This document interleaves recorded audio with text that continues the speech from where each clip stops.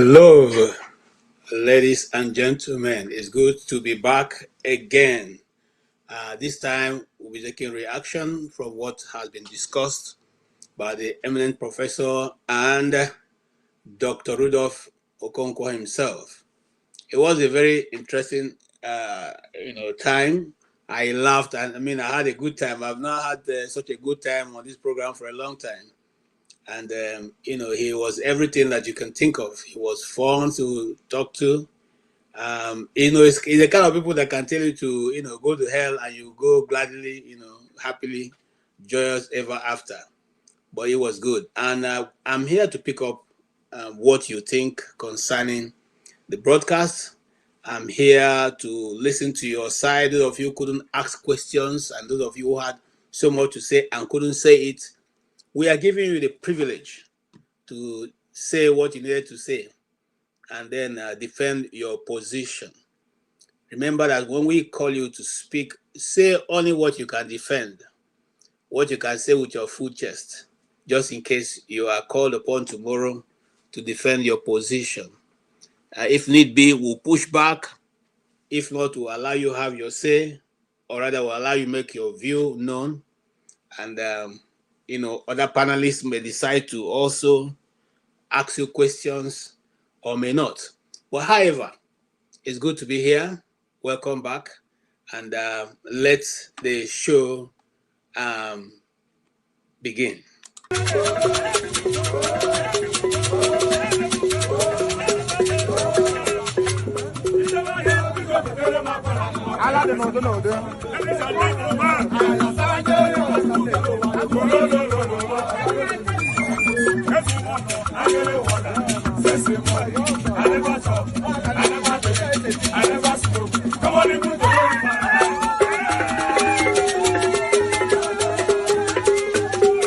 Okay. Children are born and put on a rubber stool. No, I tell people, Dr. Damages, you need to come, if you want to know the level of poverty in Nigeria, you need to enter the Nigerian hospital. You'll be walking at the doctor, sometimes you cry. Sometimes we use our money to give patients. So when people see doctors go on strike, I get mad. I had to leave. It's painful. You see a child that you're taking care of. After a few days, the child is getting retrogressing. The child is getting worse by the day because the drug you recommended, you prescribe for the child, they cannot take the child's prescription to the pharmacy. There is no money. They don't have money in their account. The little baby that is so fragile, you manage to take their blood sample. They cannot process the blood sample because the person at the lab said no, they don't have the money in their account. They will take my salary if I process this sample. So you watch the innocent baby go retrogress. What do? You take our money from your pocket and give that parent, madam, please go and put in this account. Let me see this child get better. And we're here defending thieves because they give you $5,000, $1,000. What is $1,000? Children are born and put on plastic chairs in Nigeria. Are we not ashamed of ourselves? And we'll call Obi stingy. Let him be prudent and let us have functioning hospitals. Let us have good roads. Our people are dying. Children are dying by the day. I had somebody when I was in Calabar, and when I was still a medical student, the man I used to buy something from at Amaya Market, his child was born premature. Guess what? But the child was older than the other child that survived. Why did his child die? Because the child missed the last incubator that was available. The other child that was born that was weaker had the incubator. His child did not have any incubator. They had to wrap the child and put a lamp beside him. That child died. Oh. And you don't have the effrontery to come here and defend Tinubu article. Oh no, it's so sad. It's so sad. You want to know poverty? Enter the hospitals of Nigeria. You don't know nothing. So we have to be very careful what we say. Very careful. There's poverty in the land. There's poverty in the land. A lot of poverty in the land. People die by the day. Wow, thank you. There is poverty in the land and people are dying by the day. That broadcast was made many years ago, but you can see how relevant it still remains, even to this moment as we talk. The eminent guest we spoke to today just came in from Nigeria, and you can hear his tales, the tales of war that never seem to end. And for those who are still searching for what the topic is, we are reviewing Pa Ikhide's story of the state of the nation. We are talking about what he was able to observe. We're talking about how he was able to answer the questions. We're talking about what he saw and what he thinks. So if you have a contribution to make, please come on to the show. Let us jaw. Looking at the way the things are, I can tell you the truth. I have my own, like I said, I can never, for want of anything that is real, I'm not going to, the area that I didn't agree with, I made sure that I said that. And that area is the area of the church. And the reason for that is many. But if I'm supposed to canvass it, I will say that we should probably first hold our elected officials accountable before holding unelected officials, okay, people who are not working for government, accountable. We should hold those who are collecting monthly allocation meant for our development accountable first before we hold those who have established, no matter what word you use to call it a business center, call it a church, whatever you want to call it. They are not forcing you to be there. They are not forcing you. Nobody has ever said that I was in my house. I said I'm not going to go to this church again, and they came and arrested me and said I must be there. Nobody has gone to a church before and said I didn't want to give them tithe and offering, and they insisted that if I don't give it, I will not go home. So if the pressure we're bringing to bear on the church, which I don't have any problem with it. The church have always gone through persecution, so it's okay. If the pressure we're bringing on that, we can channel that energy to our government, I'm sure that Nigeria would be much better. And again, I want to say this. If the Nigerian government is being run the way Nigerian churches are run, giving example of places like some of the major churches you already know, okay, I will not have any problem because those churches are well run, whether you like it or not. They are run very well, and some of them pay the highest salaries in Nigeria, And those people who always are quick to say, pastors have jets, less than 1% of the people who own jets as pastors are there. When we were in primary school in the late 70s and early 80s, when it was that time, you say your son wants to be a pastor, you say God forbid. Then when they were walking around with all kinds of stuff, I don't want to call it, nobody wanted to be a pastor. Nobody. You didn't want to be a pastor. You didn't want your children to be pastors. You didn't want to even be associated with, But today, so what am I trying to say in essence? In essence, I'm trying to say that we are putting so much, we are measuring in the minus and minusing in the major. Our concern should be the government of Nigeria. How well is the government being run? How well is the states being run? How well is the local government being run? Local government chairman that will take 25 of them, 21 of them to go to train in leadership in Turkey. We should be concerned. Okay, how many of those local government, what are they going to train? What kind of leadership school are they going to be trained for? We should be concerned about what people do rather than putting our eyes on the church. Okay, and I can tell you, if you want me, next time we'll have a broadcast on this, I will outline to you some of the things that churches are doing in Nigeria. Remember, before now, some of the best hospitals in the states around Nigeria were owned by the Catholics. Go and check it out. Some of the best, where you can go and say you are cared for, you get medical attention, proper one, was owned by the Catholics. And they never made noise about it. When you go there, they treat you without payment. They treat you, take care of you, you go, and you say to them, thank you so much. And they say, to God be the glory. You don't come here and tell us. People don't come. So now, because they're not telling their story, we are now castigating them. I think we should change the position of our barrel and then aim it towards the government, because that's where all our majority of our problems started. By the way, if the government were paying salaries, if the government were doing what they should do, providing basic amenities, maybe majority of the people going to church will reduce. They are going to church because that's the only place that offers hope for a better tomorrow.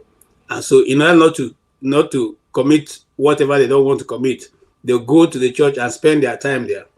Because even when a young man is able to work and you cannot find work, what do you do? What do you do? Have you ever asked yourself that? If you're a young man today in Nigeria and you want to work, you don't have the resources to start a business, you want to work, have you asked yourself, there are many young men out there who are not able to find work to do. This is the situation we find ourselves.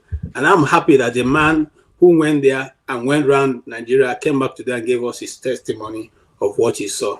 So that we're not being political here. We're talking about what is available on ground. And if you are in the position to tell us more, please come on set. We have advertised the link. Come in and put on your camera and let's have a discussion. I can see my brother behind, Mr. Oti. Please come in. You're welcome, sir. Yes, KJ. Thank you. Thank you so much. Hi. I can see your number too.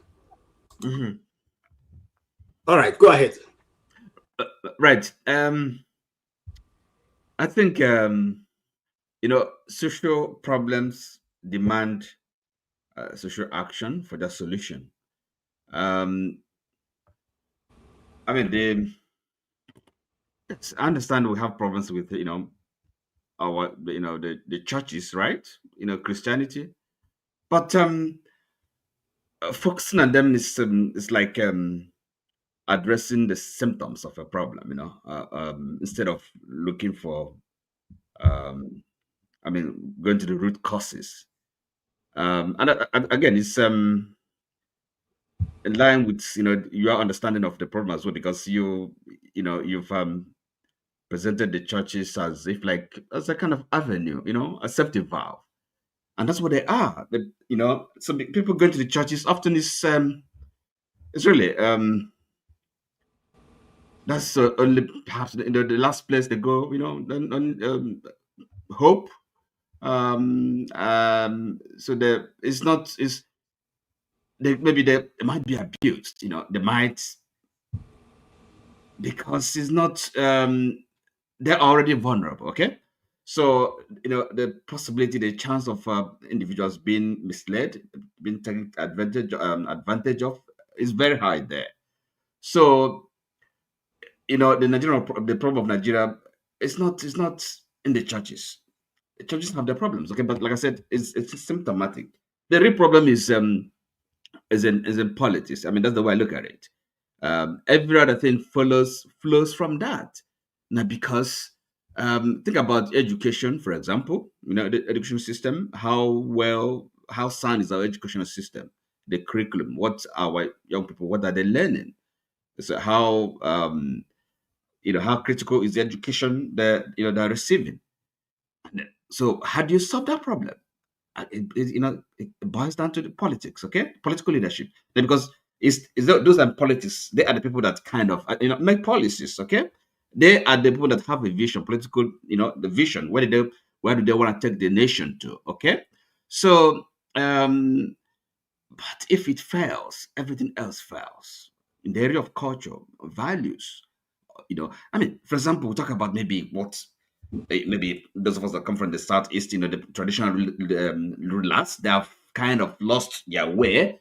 They don't, they have to respect that dignity of that office is no more there. They are, the office has also been commodified. So, and what's the problem? Because the political leadership is there, is missing. That is a failure. Until we fix that, and again, you see, the first thing I said is social problems. So all this is, social problems, and then how do you solve them? If we're waiting for the politicians, looking up to them to solve these problems, no, they're not going to be solved. So the people, the society, again, have to rise up, take up our responsibilities. You see, because if we don't hold this, if we don't hold their feet to the fire, they're not gonna do anything. I mean, the last of week, this, So, it's the people. So they really, the real task, the problem is how do you get people to, assume responsibility, sit up, and get organized. Social movement. That's what it requires in any kind of polity, in any kind of society. That's the way you have problems solved. That's where you solve problems. Even in the developed countries, the way they play the politics, it's not. They don't just wait for the parliamentarians, to solve their problems. They organize. Every little matter, you have people really devoted to them, fighting for them, campaigning for them, organizing. That's civil society action. That is what is required. So, and then, when you talk about maybe the institutions, educational, okay, again, that's also for me a major plank, okay, because that activism, that social consciousness, really has also to take place in the educational systems, so educational institutions. It's not just teaching them skills and how to maybe pass exams and then acquire professional skills. Now, but what kind of citizens, what kind of human beings, what kind of individuals are we training? So the lecturers, well, first of all, they have to also themselves be educated properly. Properly educated for them to be able to imbibe, teach the students. And civil education. Okay, so that's where that's where the problem lies. But as I said, it's political leadership. Those that are in power that actually rise to political positions. If they don't know if they don't have a vision, if they don't have any kind of they don't have a test, for the development of the country. Okay, so we're not going anywhere. We just kind of, get around the circle. That's the way we look at it. And again, as a foundational problem issue is what country, what country are we talking about, right? That has to start from there. And also, our independence is also tied to that. You see, because if we find ourselves in this entity, in this polity, where people don't have kind of ownership, I doubt, I wonder, really. So that is them. Who are we? Where are we? Where are we going? Are we going marching together in the same direction, or are other people having different ideas? Are you with me? So these are the kind of basic questions we have to ask ourselves. So, and those people in power, they don't want to look in that direction because it's not in their interest. They are benefiting from the disorder. It suits them very well. So it's the people, ordinary people, that have to kind of take up the mantle. Okay, So, that's where I look at it. all right. Thank you so much, Mr. Odi. And Jonaba is here. Jonaba, what's your initial take? KJOT, and it will be nice to be with you this beautiful evening.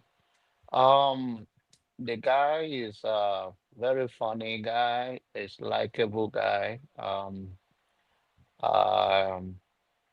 the good thing is that he came from Nigeria recently, so we have the first-hand knowledge of what is going on, and he said people are suffering, which we all can be uh, we can all we all can testify based on the call we receive from our loved ones back home.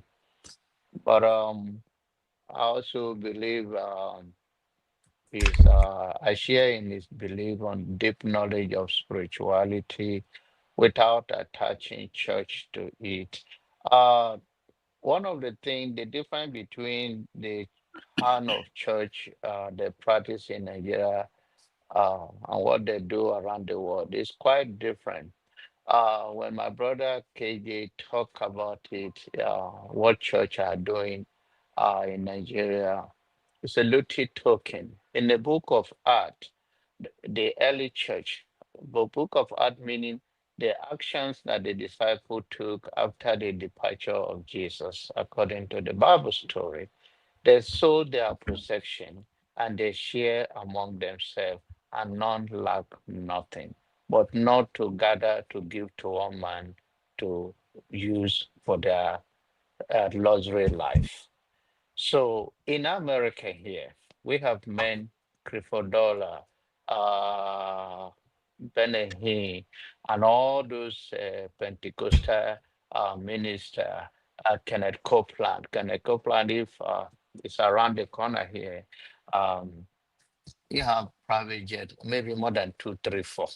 So we have men of God that have plane around the world. And the different and their own they face a lot of problem with the IRS and all of that. They have problem. They have lawsuit settlement. Benahim have settled so many things because of the way he pray and people fell before and claim injury and they stop that and all that. But in our country, we have seen when a young orphan says that she's a witch for Christ, how Davido they could slap her, a baby. So when we talk about the religion or the Christianity or the religion entirely, even Islam, the way we practice it, we must tell our people that that is not the way. We are harboring and encouraging, giving a hopeless hope to the people. We are talking about where people go to. So, indeed, the church serve as a place where people get depressed. They go there and get revived. All those things. Church is not meant for all that. Church is not a hospital. If you have a medical issue, you go to the hospital. If you get a spiritual thing that you think you need a counseling and it's based on your value you share, you go there, but not the way we have. Even Jesus Christ himself, he went to the church and they were doing what is called bazaar, selling of product by, in fact, it was a produce from the farm that sometimes they came and sell and in the church. And Jesus said, no, you should not make my father's house a den of thieves, of these things, that this is not what is meant to be. We should not be encouraging the way our our pastor, most of them uh, uh, have turned the church to be. It's not encouraging. And then they're working hand in hand with the politician. If you are running for president today, you go to that place because you know you can reach a larger audience. And they created that avenue. And end of the day, our people are not knowledgeable enough to even hold this politician account. All they want to do, oh, he come to our church. Do you know that this pastor, this so person worship in this church? Do you know this? So they even give them more honor than what it should be, because it's almost like they working hand in hand and give the masses, or whatever they call masses, bologna, and give them something that does not worth it. So our where do you organize the protest when you already have interest in the government? Did the pastor have a right to vote who they want to vote for? Yes. But they should not make their altar to influence a judgment and political. Rather, they mobilize people to hold them accountable. And we also, I believe that this party system we have in our whatever they call democracy, I don't think it's for us at this age. But then the one we have right now, we have them been encouraged by the citizen, because the citizen don't know better, and pastors do not even organize them. Rather, they based on the interest of who is coming. If he get in, is going to share in their view and share in whatever they give to them or the connection they have. So our church leader, the pastor, must hear from the ordinary Nigerians that this is not the best way to go.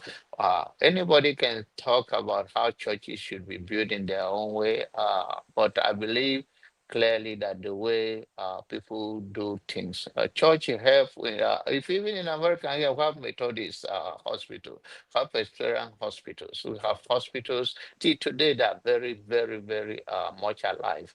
And those ones they have in Nigeria. And Nigerians' mentality kill even things that are built in Nigeria. So, and church supposed to where they straighten you up morally. It's not supposed to be a den of thieves. But now, how do you say it? How did it resonate with ordinary Nigeria when we see those supposed to lead us in a high level, high standard, to, to live up to the scripture that says, to whom much is given, much is expected. Become those who hide behind to launder money for, you have not heard that a pastor, Nigerian pastor launder money for politicians? So all of those things, are we going to say all of them are bad? But then if one of your finger touch the oil, the rest will not deny it. We can do, there is left for them to stand out in the way of their behavior, and we will be able to say, oh, you can say this pastor is not like this. We can see the record, we can see what he does. Well, we cannot say that the way they are practicing Christianity in Nigeria is not down to our society. And when we come to the political part of where we are today, we don't have a clear, I don't think any of these politicians have a clear vision of or any idea where to take Nigeria to for now. So I believe that we continue to mobilize and to sow a seed of self-esteem in our people that you are better than this and should not be used by these politicians, use you as a thug, use you against your brothers, that you are the one that employed these people. We need to educate our people and empower them to run them out of town so we can have a new beginning. It doesn't matter how far we go on this part, as far as it's just to be going like Momo, we will never get to it, we will not go anywhere. So All right. my prayer is that we have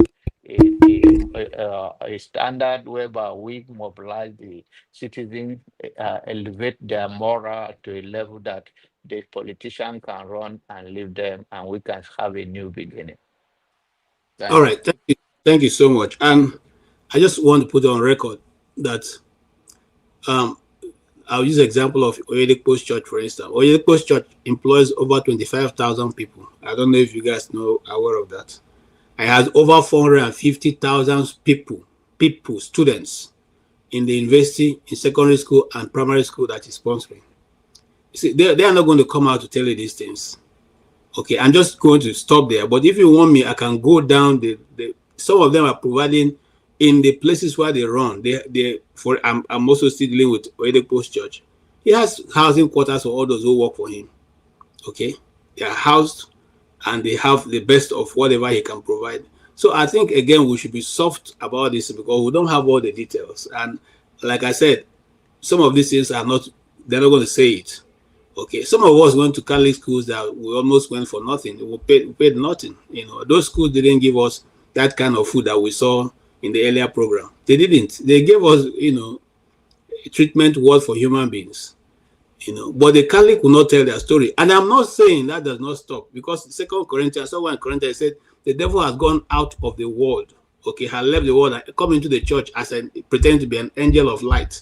So there's going to be people who come into, whether it's Catholic, whether it's Methodist, whether it is Cherubim and Seraphim, whether it is whatever you call it, as long as it goes by the name of the Church of God, there will be somebody, one crook or the other, who will find his way into it. After all, among the 12 disciples, there was a Judas. Okay? And doesn't mean that because Jesus didn't know he was Judas, but he wanted them to play his part. So everybody is playing their own part for all of us to be able to come to the place God has called us to be. There's there are some clays, there are pots, that are meant for vessel of honors and vessel of dishonor. So it is left for you and I to choose which part of it we want to be. But I'll allow Okpebelo to come in. No, Sorry, no, how do you call? Barbara will come in, but let me go back to what you are saying. And this Okay, is what I'm trying to tell you that okay. uh, thank God for those that are employed by the Winners Chapel, the Bishop Oyedepo. But what we are saying is that the church should be used as a place of motivation for a self-esteem of the people and know how to draw the line between the politicians and the citizens. As far as they use their pulpit to get whatever it is, do you choose to be? I believe Oyedepo was an employee before. He was a lecturer, right? So, at that time of his time, before the rising of Idausa and the rest of them following the Pentecostal movement in Nigeria. I want you to understand that if you go and look at the way church was then, pastors do not own much, but they were well respected. And also the notion that, oh, Oyedepo employ more than how many thousand people, it's a good thing that he employ people. But the more importantly is to build them to stand up to live for their own God-given life. Nobody want a handout. It's not you employ me as a result of that. You use a church. When he come to church, what did he come to church with? He come to church with nobody said they should not receive a gift or anybody should not bless him. But we are talking about how they're working hand in hand with the politician today that draw Nigeria from where it is. So where the church was before the movement of Pentecostal movement and where it is today, church is more honored before now. Today, everybody look at church as a business, and it is because of the way pastors are looking up to it. So you draw the parallel that, oh, nobody want to be a pastor before, but now everybody want to be a pastor. It's because of what they see as a benefit of self-interest. It's not because they are more holier people or they want to do the will of God.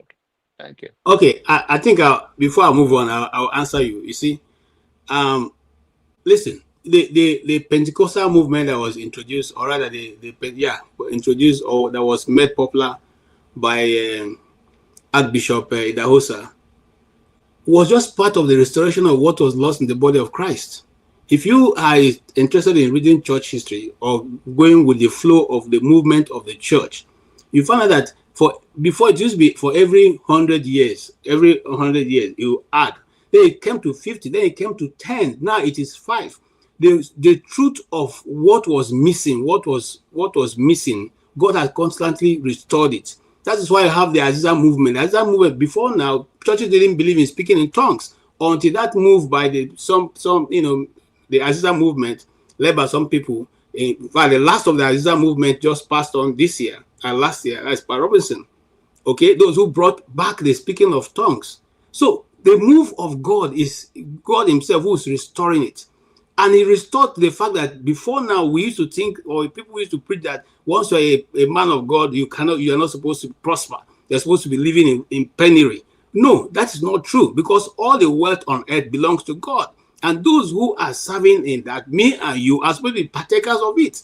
And because I am now a pastor, doesn't mean I shouldn't have anything. There's nowhere in the scripture where it says that a pastor or a priest or whatever you go by your name should be poor. Rather, he said that you, of all what is coming into Israel, everybody should give you of the tenth, so that there'll be food in your house. But that is a different teaching. Because like I said, if we want to discuss the church, you can shut this program down and discuss the church. But I'm simply saying that sometimes when we brush over these things, we let people think that it is the church that is the problem of Nigeria. No, the church is not the problem of Nigeria. The problem of Nigeria is the docility of the people of Nigeria who are refused to hold their elected officials accountable.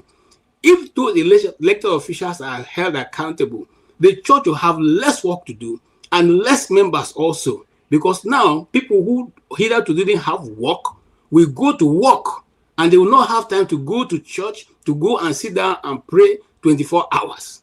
And when a pastor says, come to church Wednesday, Thursday, Friday, Saturday, Sunday, you will say, no, sir, because I have to go to work to feed my family.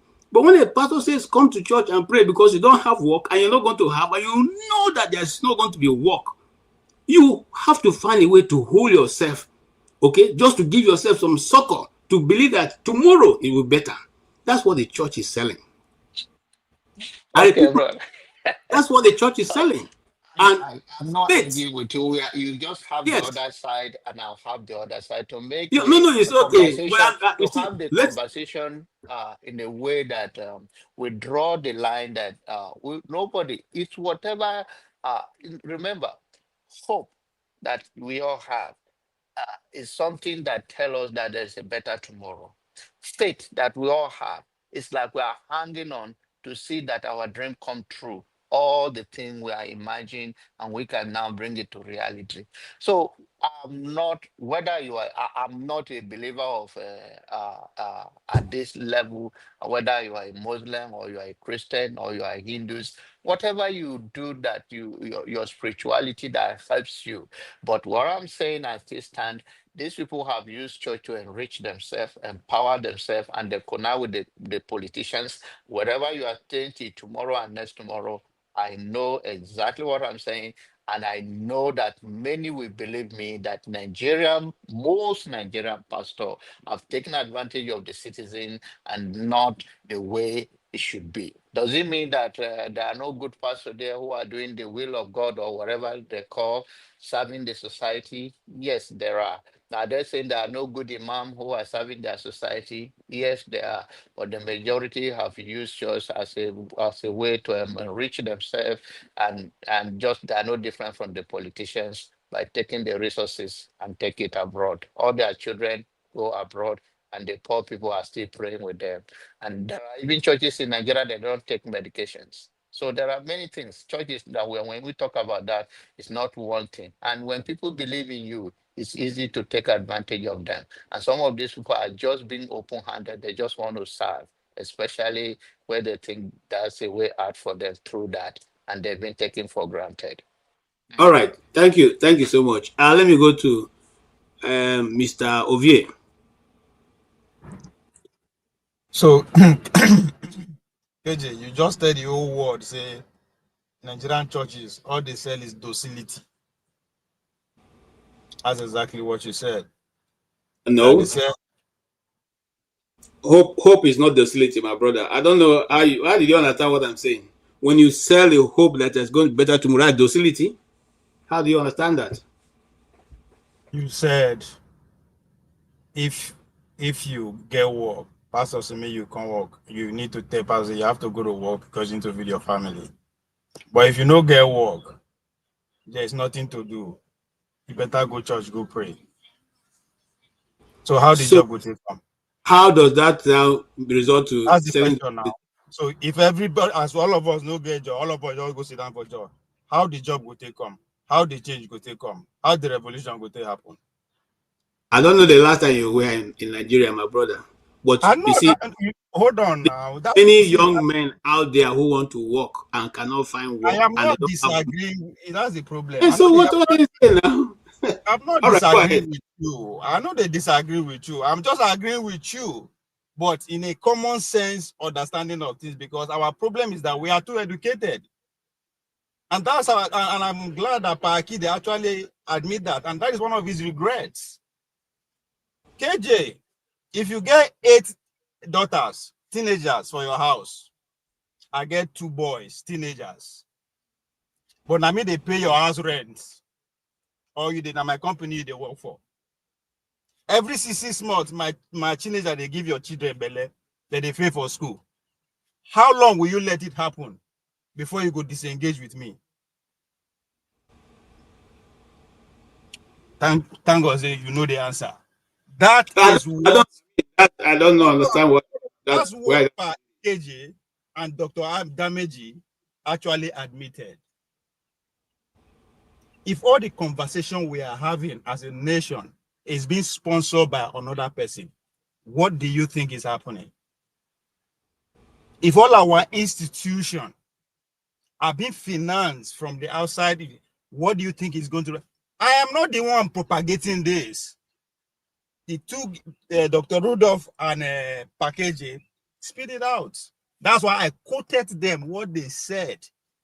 Package was actually regretting even the pro-democracy, because he actually realized that all those passion and everything was actually being backed by some interest. And that is the result we are having today as a nation. This is not my conclusion. That is what he said. Dr. Dameji said it here before every one of us in an attempt to argue with me that Nigerian media cannot survive without what? Financial from outside.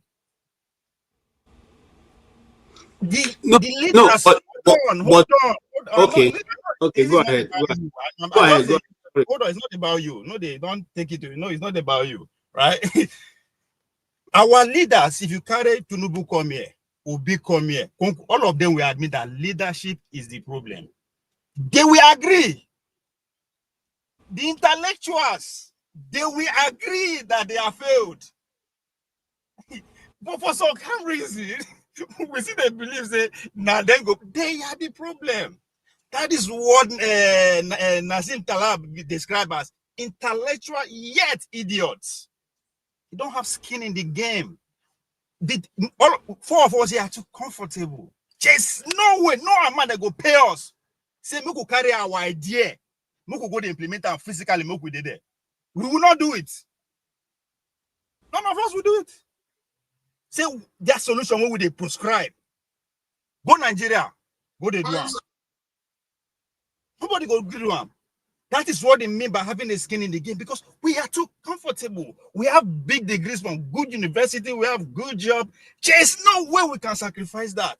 That's exactly all our leaders and our intellectuals are in Nigeria. All their scheme, it's not right there in the game. It's outside. And we wonder how then they do. I mean, and we are supposed to be educated. We are supposed to be educated. It is not what these churches are providing or at what cost. That is the conversation. That's why you say, if you get girls, my boys, they give them belay, how long before you go disengage with me? It is not about the fact that they pay you your rent or they give you a job. It is much more than that. So that's why I say, you say they are selling docility. And it is true. There's no job in Nigeria. The church has absorbed them, telling them, don't worry, there is hope. Heaven is the goal. Be patient. Be patient 1 year, 2 years, 10 years, 20 years. Guess what? How will you change the system? If you school, they tell you have to act this way. Church, they tell you, say, calm down. Then that's docility, you as a man. You will not accept that. When your parents go tell you, it's enough for village, don't worry, make you restart 30, 40 years, you go agree? That is the problem, because you know what you are seeing. So as a nation, what is the cause of all these foreign institutions that we are putting so much energy to? What is the cause?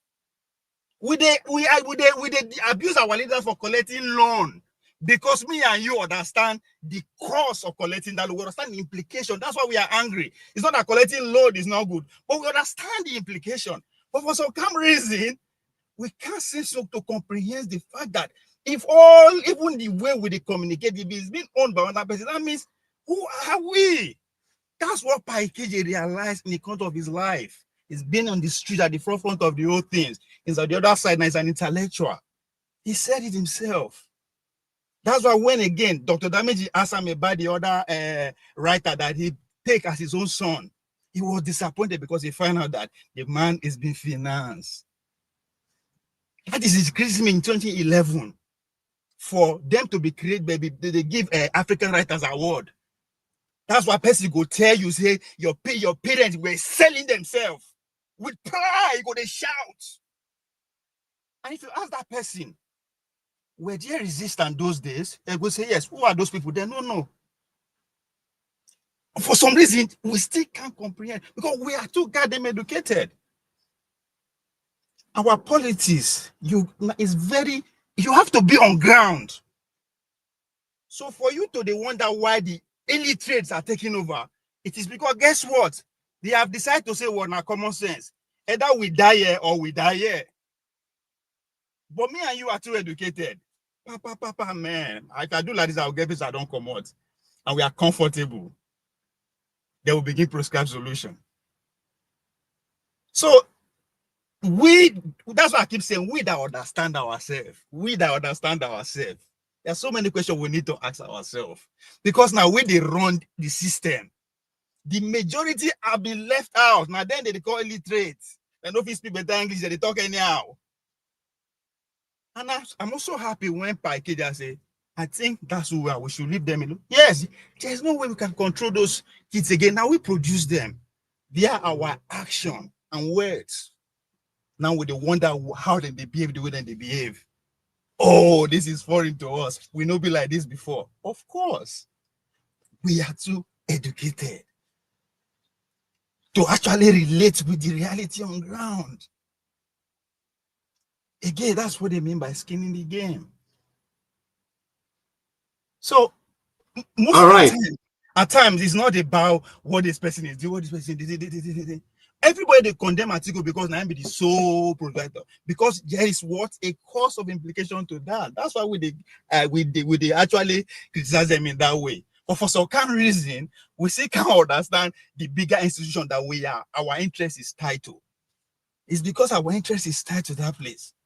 So if we go against them, we challenge them, that means there's something wrong with us. But that is what it's supposed to be. Education empower us to challenge everything. Okay. Thank you. Thank you, Ovie. Thank you. I will not try to do anything. I'll just Mr. Michael, if you can maybe use tissue to rub over your camera. Yeah, I'm too sorry, guys. The camera is an old camera. Okay, it's a little bit better now. Better now. Yeah. Okay. So thank you so much, KJ. So can you guys hear me loud and clear? Very clear and very loud. Wow. Okay. So I'm in my little studio, so you can see how the mess. So ignore the background. All right. Good evening, everyone, and I'm Ovie and Oti. Glad to see you guys. It's a pleasure. All right. I listened to Dr. Apa Ike all through the program with Dr. Damages, but one thing you say, KJ, which it's not like I disagree with you, but that's a fundamental reason why that country is that way. And I can tell you categorically, it's partly religion. Because once you find out that we get away from the fact that a religion is to serve the society needs, not to enrich or not to do other stuff or as a form of business, we have eroded it. I know many of you here, we understand that when we were growing up, most of us went to missionary school. And there was nothing they were doing other than to educate us, provide social, like the hospitals, schools, and all that. But look at it these days, when a church or a religious organization, all they do is to find a way of making money, so this so-called. That's why I said partly issue of Nigeria is religion and politics. Because I happen to understand that growing up in Nigeria, I love history so much. And I did history when I was doing my A-level in University of Ibadan, Extramura. What happens to be my lecturer took us to a village, because every time we read in the book is Africans have no religion. We are like, they discover us just like that.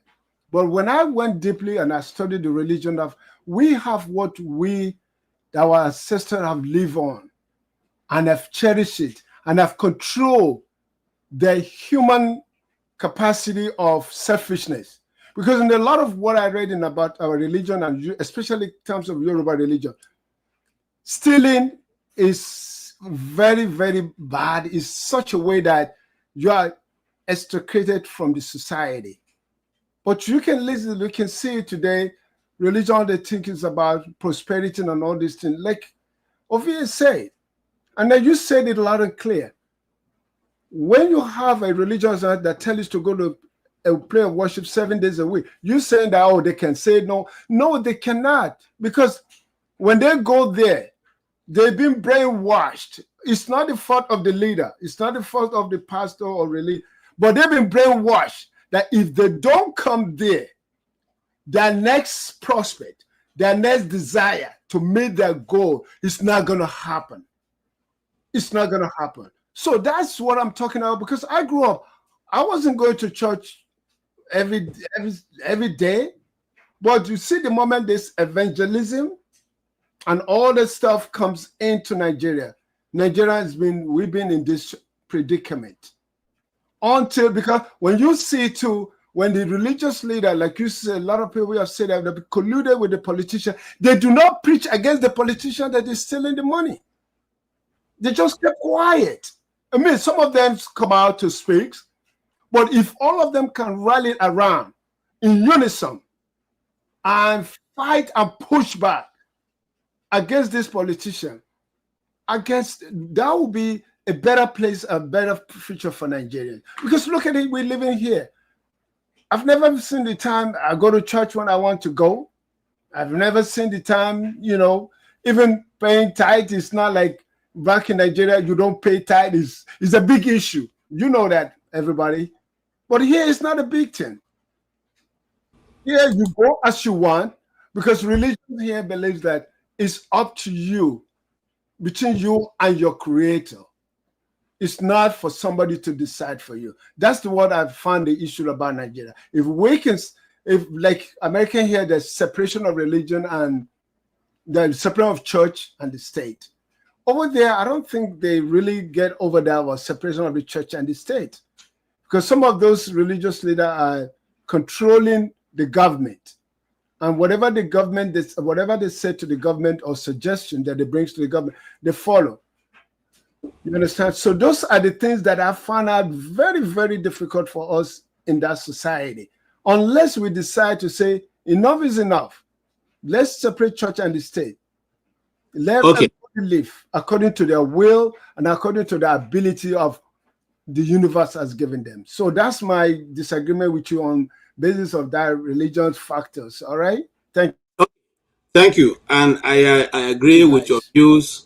But I also want to let you know that Nigeria has no religion. You know, it's a secular state. There's no religion, and the state and the church operate differently. But in every society, people look for, you know, how to collaborate and do evil, no matter how perfect it is. Because if it were that once you wrote a perfect law, people will follow it, then there will be no need for law enforcement, and there will be no need for courts. The reason why they have those two is because people are going to deviance. There will be deviance in the system, and those deviants will only look for how to cut corners. The church is not exceptional. So no matter how well you train, the people who want to not follow the system will not follow the system. So it doesn't mean that every other person is going to be, you know, is bad. Having said that, like I said, I am from the church, and I have, you know, there's very little church you are going to call I have not been to. You know, if I call them, you will not be surprised. But I didn't see anybody trying to brainwash me, because the reason why people can say you brainwash people is because you go there and you refuse to reason. The church did not call you not to reason. We seem to quickly forget that the ivory towers in universities where people are rushing to go to now was established by the church. It's the church that started all the moves.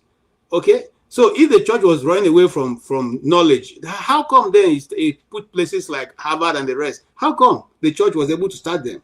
Okay? How come the church had some of the biggest libraries around the world?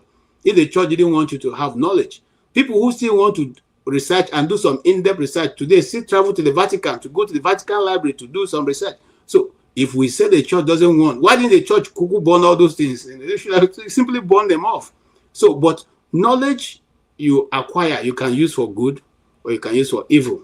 It's left to you. And with that, I'll come to Desta.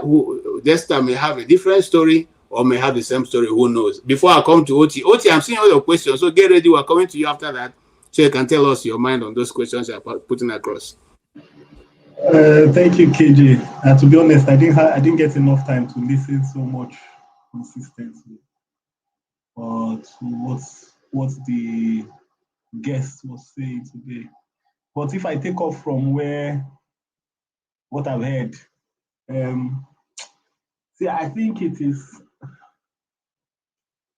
the practice that was bequeathed to us was not that bad. I mean, if you talk about religion, it wasn't that bad, but I think our greed just permeated through. You know, KJ, presently, the church in Nigeria it's nothing to write home about. Look, I have friends that are bishops. I have friends that are not.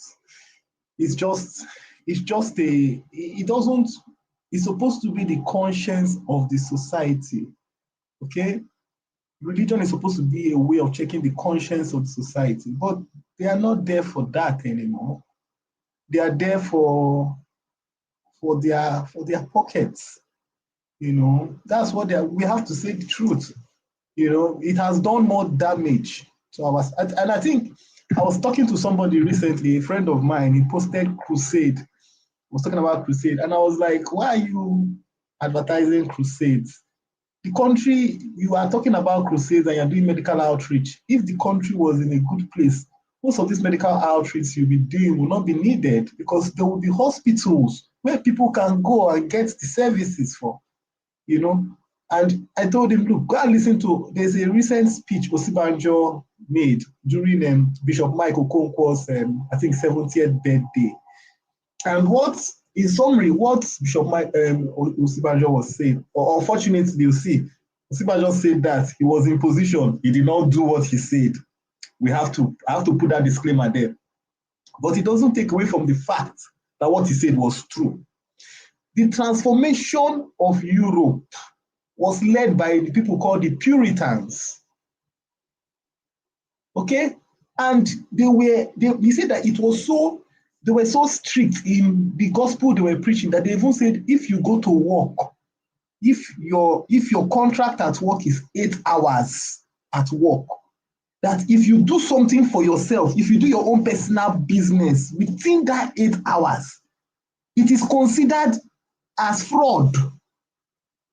Because you have been, you have agreed in contract, these 8 hours, I'm giving it to this organization. So within that 8 hours, you shouldn't be found doing anything that is outside the benefit. That is how, and if you look, if you go to Europe, like Eastern Europe, like Poland, the work culture is very high. They have a very high, very disciplined work ethic. Okay, around Eastern Europe. But when you come to Nigeria, what do you see?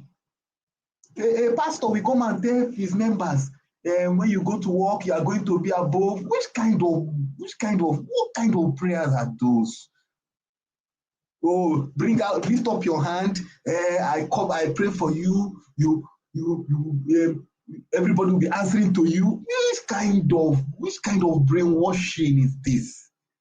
You are not, you see, Peter Obi came out and said, he will turn prayer, night vigil to night shift. The same people came for him. Why? KJ, they are benefiting. It's the greed for money. You see a young boy finish from school, instead of thinking of how he will build his career or something, he will tell you there is a call of God upon him. There's a call that he know there is a call, and why? It's just we need to have a paradigm shift, a serious paradigm shift, because how come there is a proliferation of churches, but yet we are getting darker? The society is getting darker.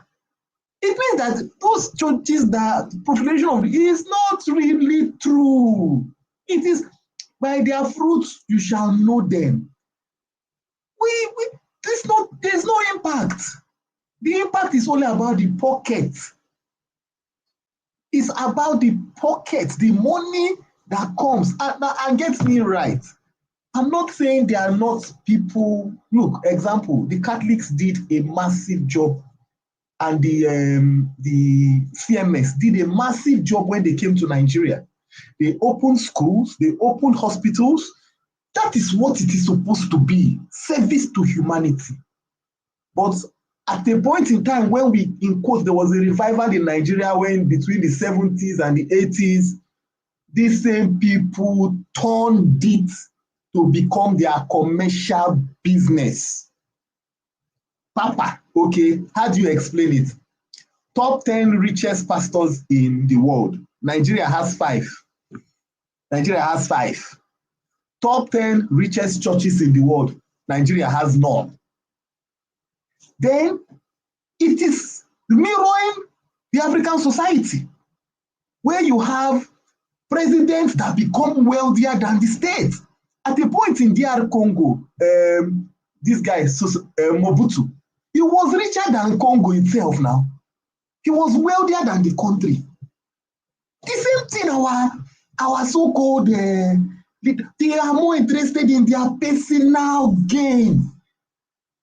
You know, and we must tell ourselves the truth. If we want the nation, look, the church is supposed to have impact on the society. Okay? Let me use church, even the mosque, whichever one. But how come Wike can go to a church and be spilling rubbish? Spilling rubbish. The people, the pastors, the whatever, well, we're smiling. When we, KJ, let me tell you something. Eh? I can tell you this one confidentially now. I think I have friends that are bishops. So in the River State election, I can tell you factually, in the River State election, when they had the 2023 election, the church, I can tell you factually, first class information. The church told Wike it was Peter Obi that they were going to vote for. In the whole of River State, they told him, this is the person we will support. I can tell you first-hand information. The same Wike transformed, rigged that election and changed it. The same church could not say, we will not have anything to do with you. You are a corrupt man. The same Wike will come and do Thanksgiving with similar Fubara. Why didn't look, why don't we have pastors like the one that was in Calabar when the professor was giving him money? Do you remember the story? It was on video now. When the professor was, the governor was trying to give the church money, and the bishop came and said, sorry, I think it's a Catholic church. He said, don't give us this money. You have not paid, you are owing workers. You have things you have not paid for. Carry that money and go and do what the job you are supposed to do. Don't give us the money. That is what we want. Those are the kind of leaders we want. But it's not possible. Remember Father Mbaka's problem with Peter Obi. Did you remember his problem with Peter Obi? Peter Obi told him, show me the project you want to do. I will complete it for you. Father Mbaka said, no, give me money. He said, no, I'm accountable. I can't give you money. What is the project? What is the tangible thing you want to do? What is the tangible thing? Let me do it. Father Mbaka said, no, give me money. Why? So that he can buy private jets, buy the best cars, and do his investments. Thank you. Okay, thank you so much. I hope people are not misunderstanding me. I'm not saying that, the church in Nigeria is full of sense. I didn't say that. But I'm saying that if the church in Nigeria are 50, I know that more than half of the 50 and more than half of 25 is doing what God has called them to do. I don't know about the rest. And I want to let you know this. I used to be in the church, and I will not call the name of the church now, but it's in Abuja, one of the first most Pentecostal churches, the second most popular Pentecostal church at that time in Abuja. And the pastor used to tell the members, for which I was one, that if you are working for government, you cannot use government time to do anything. If you say you have prayer, if your time for your break time is 30 minutes, take your 30 minutes and do your prayer. When your 30 minutes over, go back and use the time to work for the government. If you go to your office and you find out that there's nothing to do, which is most of the time there's nothing to do, sit in that office until it's your closing time. By that time it was 3:30, then you can leave the office. Don't go and sign in and carry your bag and go away because you are stealing from the government. The same way, whatever you're doing at that time, God will not appreciate it. So now, when we talk about the fact that people spend more time, it's because the people don't have anything to do. I'll give you an example. Many years ago, I went to do a story in Liberia shortly after the war, and me and my colleague would discover something. Early morning when we come out of the hotel to start going to, find our stories to do, every young man you have in that city, in that free town, comes to the main road. They stand by the main road. The girls, the boys, everybody stand by the main road. They stand on the road, on the streets. Because why? There is no work. There is no work. So at that time in Liberia, anybody can do anything just to have a meal. That is where we are almost getting to in Nigeria. So at that point, if you are a church and you are serving one meal a day, once your door is open, the whole seat will be taken. If you are a church, I remember when we used to have a ministry that would do, all night prayers. But at the midnight, after we finish this, we will have tea and we'll have a sandwich. Okay? After a while, we couldn't contain the people because everybody comes and they look forward to that sandwich and that tea. And sometimes I'm coming, sir. No, what you talk so I like, but you see the problem. Hold on now. Let's assume me say the church no day. Or now as a church, it is upon the church to lead those people before the authority. It is their responsibility as a leader. No, you're making a mistake. You see, some of you make this mistake. And look, when you are a pastor, hold on, brother. Hold on. Was there from the church. Hold on. John the Baptist was beheaded because he had no business being in the. I am talking about church. I'm not talking about Christ Embassy or Redeem. Church. That's what I'm talking about. I'm talking in general. I'm not talking about one particular one. The civil rights movement that changed the world. And you say that as if you are not aware. You were in this platform last week when Prophet Buba was there. Is Prophet Buba not a church member? You have been in this platform. We have brought Apostle there for us. It's not the member of your church. Hold on. No, I'm just calling. You think that because of church are certain people, they give them food. The cause is delaying the revolts. The cause is not educating those people that the next meal should not come from us, but the authority. That is the cause. You are making a mistake. And the mistake you're making is that you are over-assuming. But let me leave it. I am using your analogy. Now I'm just using No, you are over-assuming. I never said that to you. They give them food to eat. You just said it. You see, if you are patient, you will have been able to understand the example I was giving. Go ahead. The example I was simply giving to what Dexter said, that because they know that they can even be able to get a meal, they will look forward to that. Hold on. The same thing happened in Liberia. Oh, my brother now. Wow. All right, let's move on. Oti, you have met so many these things here. Go ahead and let's do. I'm Blessing. If you can, I don't know who Blessing is. Please come to the platform and let me know why you call me a hypocrite all the time. You come here, you call me hypocrite. Why you respond for like Dr. Damage, I don't want to bother about it. But if you think you have a better view, come on to the platform now. You are not, we're not charging money here. We won't charge you any money. Come on to the platform and tell us your view. It's probably you have a better understanding of what is going on. Oti, go ahead, please. Please stop using that word. You have a question for me? Really, I think I've made my point on this thing. We have the churches, the problems we have. Okay, look, religiosity. Okay, extreme people is a symptom of a problem, right? Because when people go to church and then they believe whatever the pastor says, in other words, they're not thinking for themselves. So it's not really a problem of the churches, but rather, say our educational system. These are people that have passed through, graduates. Okay, so at least can they read the Bible for themselves? Can they ask questions? Do they have to accept whatever the pastor says?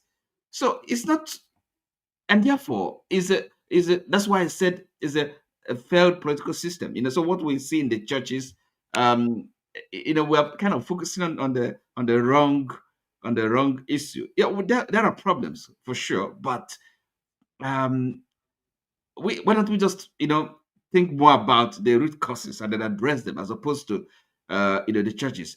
And in a way, it can also, and this is perhaps in alignment with KJ when it's kind of sounding defensive. I can understand because some of these people that you find in the churches, as I said, maybe the only safety valve, the only opportunity they have to save themselves. Okay, is it not better that they are found in churches than say in cults? Young men, young women, idle, not doing anything. Okay, so if at least they can have, I don't know, maybe some little help, from the churches, that is better. But instead of really spending time and energy, agonizing about what the churches are not doing right, and of course they are doing a lot of things wrong. People are, if like abused, people are brainwashed, people are taking advantage of. We know all these things, but there are other institutions. How about the universities? What are they doing?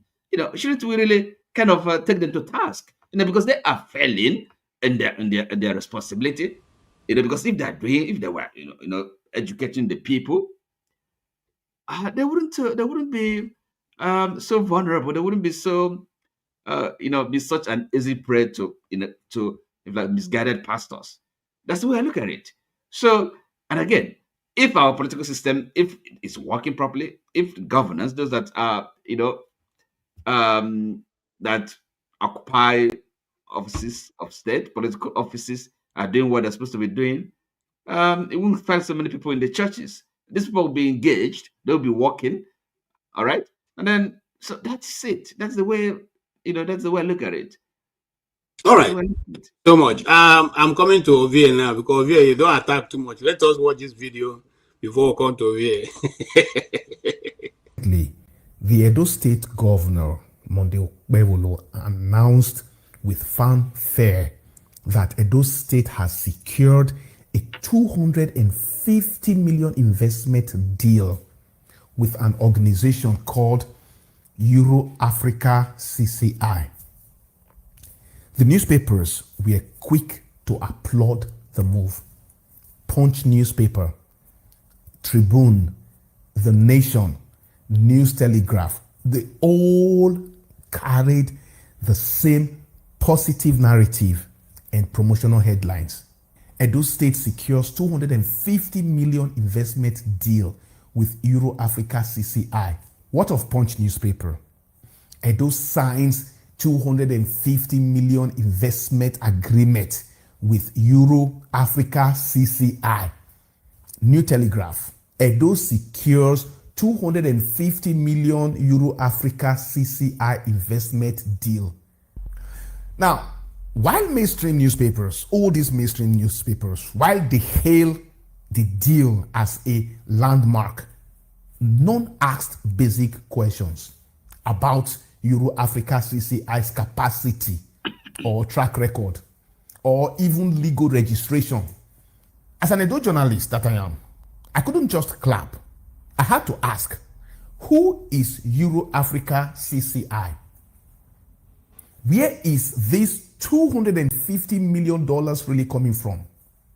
And that question started an investigation that took me places I didn't expect. The first step was simple. I went to the Euro Africa CCI website and used the contact email they listed on the website. Funny enough, the email bounced back. Invalid. Dead. Yes, dead. A 250 million organization with no working email. That's iffy, right? That's sketchy. At that point, I told myself, maybe, just maybe, the phone number will work if I tried calling, right? So I called the number on their official website. Hello? Hello. Yes, good afternoon. Hey, Dr. Alonso. I saw this number on the website of Euro Africa CCI. Yeah, this number is on the website of Europe Africa CCI as the contact number.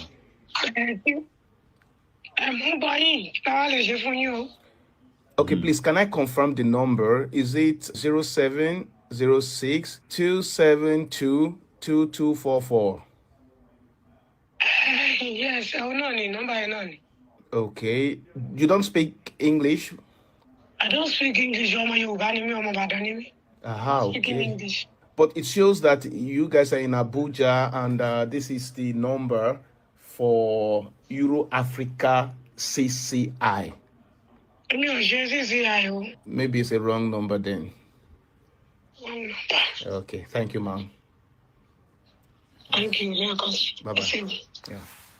Now, to make sure I wasn't mistaken, to make sure this wasn't a mistake on my part or bias, I turned my attention to their Director General, that is the Director General of Euro Africa CCI, Ambassador Dr. Kingsley Obasohan. I searched for him. No LinkedIn, no verifiable professional profile. But what I did find were Instagram posts congratulating him on one title today and another award tomorrow. One day, he's board chairman of NAMCON, the National Agricultural Mechanization Cooperative. Another day, he's director of the Institute of International Peace Leaders. And today, he's the Director General of Euro Africa CCI. Plenty titles, plenty of ceremonies, but no record of delivering a 250 million project anywhere in Africa. And yet, my Governor Okpebholo, the same man who at the same event promised the President of the Republic, who is also a member of his party, 2 million votes from Edo State in the upcoming election.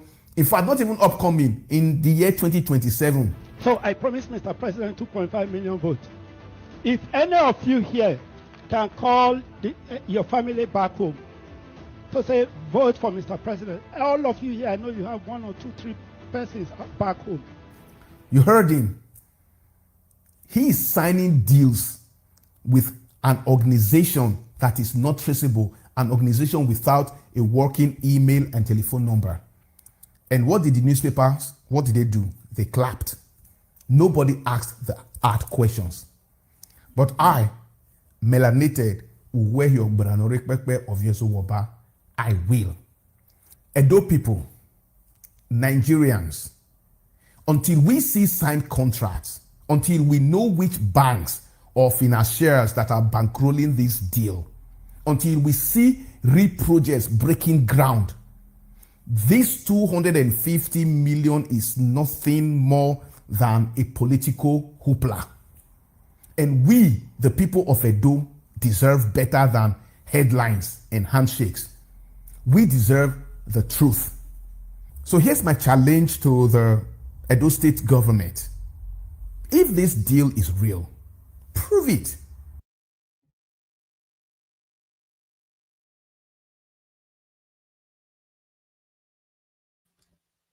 So, what do you want my talk? I know they hear you. You are muted, KJ. Okay, sorry. I will let Mr. Pablo go forward because in this case, yeah. Yes, go ahead. Why did your governor choose to deceive the whole of Edo people with this kind of nonsense? You see, and then I also want to go further a bit to press you a little bit. I want to press your neck a little bit. You see, some of you come here and say Nigerian journalists know they do work. No, don't do work now. They see what the journalist has done. He has gone beyond the hand clapping and the photo ops to dig into what they are offering Edo people and to see that this is just photo up that has no meaning. In fact, they're not even good at scamming people, because they would have been able to put those forwarding address or just one call in his office able to do all this. So, Mr. Ovie, why is your governor trying to deceive the good people of Edo State, including yourself? And also, you are saying that the two countries are deceiving us. We're going to be. I mean, I want to go by your journalism. A national newspaper, the guy he quoted that carried it. Oh yes, but at least a good journalist have gone behind the mask to unmask the masquerade. Who is the good journalist? Is it the Punch, Vanguard, or the guy? I don't know. You decide for us now. We're talking No, I to you. asked you now because the whole country come and say a deal was signed about 3 days ago. Somebody called the questioner, you called the answer. So I don't understand. That's why I'm kind of shocked. Waiting be the. All right, you can understand. Hold on, let's talk to Oti. We thought you had something to tell us, but since you don't have, let Oti tell us what he has observed from or listened to in that video which you played. Well, KJ, I think what is a sham? I don't know what should I say. I don't know. Let me use my time, okay? So, just as you do now, you sit down, Google something. So I should take that over national newspapers and two countries. Those one not two people do deal. We're talking about two nations. So make I listen to somebody where sit down, just Google European waiting and make call. Come on now. You are speaking to the whole world though. I don't understand. Like this see again. See, this is my time. I beg wait. See, this is what we talk about the dangers of the intellectuals among us, right? This one don't be saying news. We see them happen real time, right?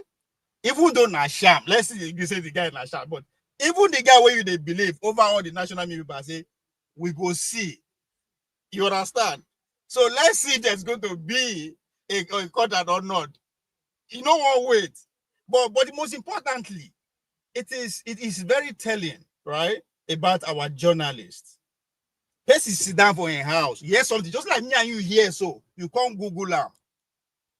That's what he did, because in the talk show they do the same thing. That's exactly what he did. So he didn't get what he's looking for. He said, no, he wasn't there at the venue because it was live event. You know, for somebody bedroom, he wasn't there. You now bring us and make a. I mean, again. Okay. All right. You have used your time. Let me go to Oti. I'll come back to you. Yeah. You come back to me. Okay. Okay. I don't have any comments. I'm sorry. Just... Okay. So Ovie, your last word on this.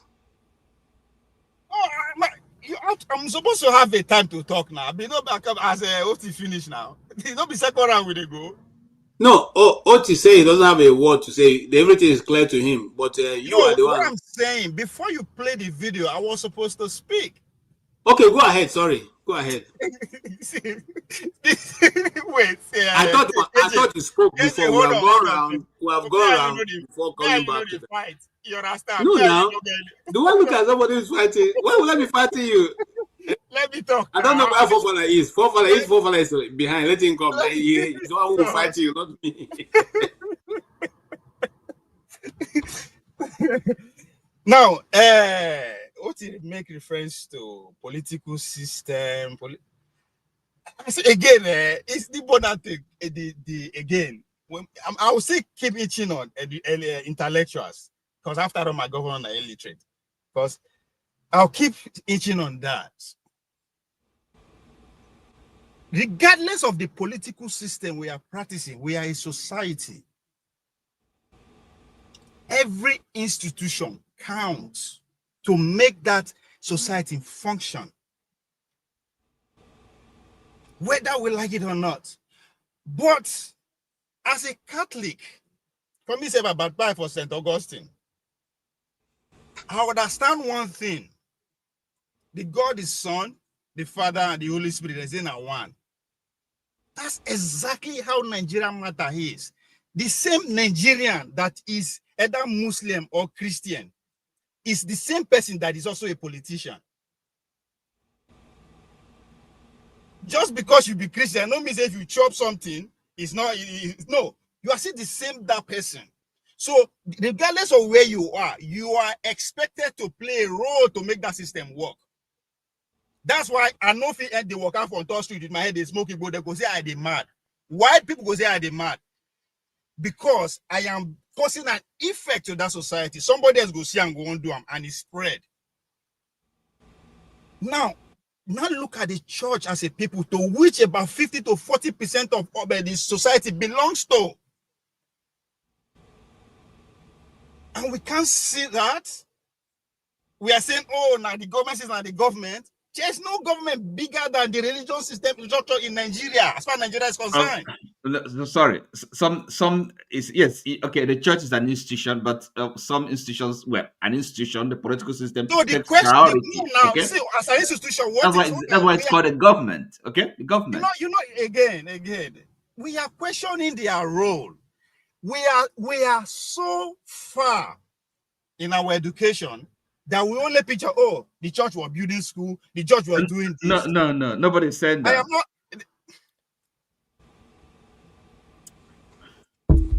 Okay, Ovio, Hold on. you have made your comment on this, and we have moved on, but you're taking us back. Okay, go ahead. I just want you to complete so I can move on. I don't understand. We are having a conversation. Have I got out of what we are talking about here? Why you they rush? You allow everybody spoke until they finish. I mean, I don't get it.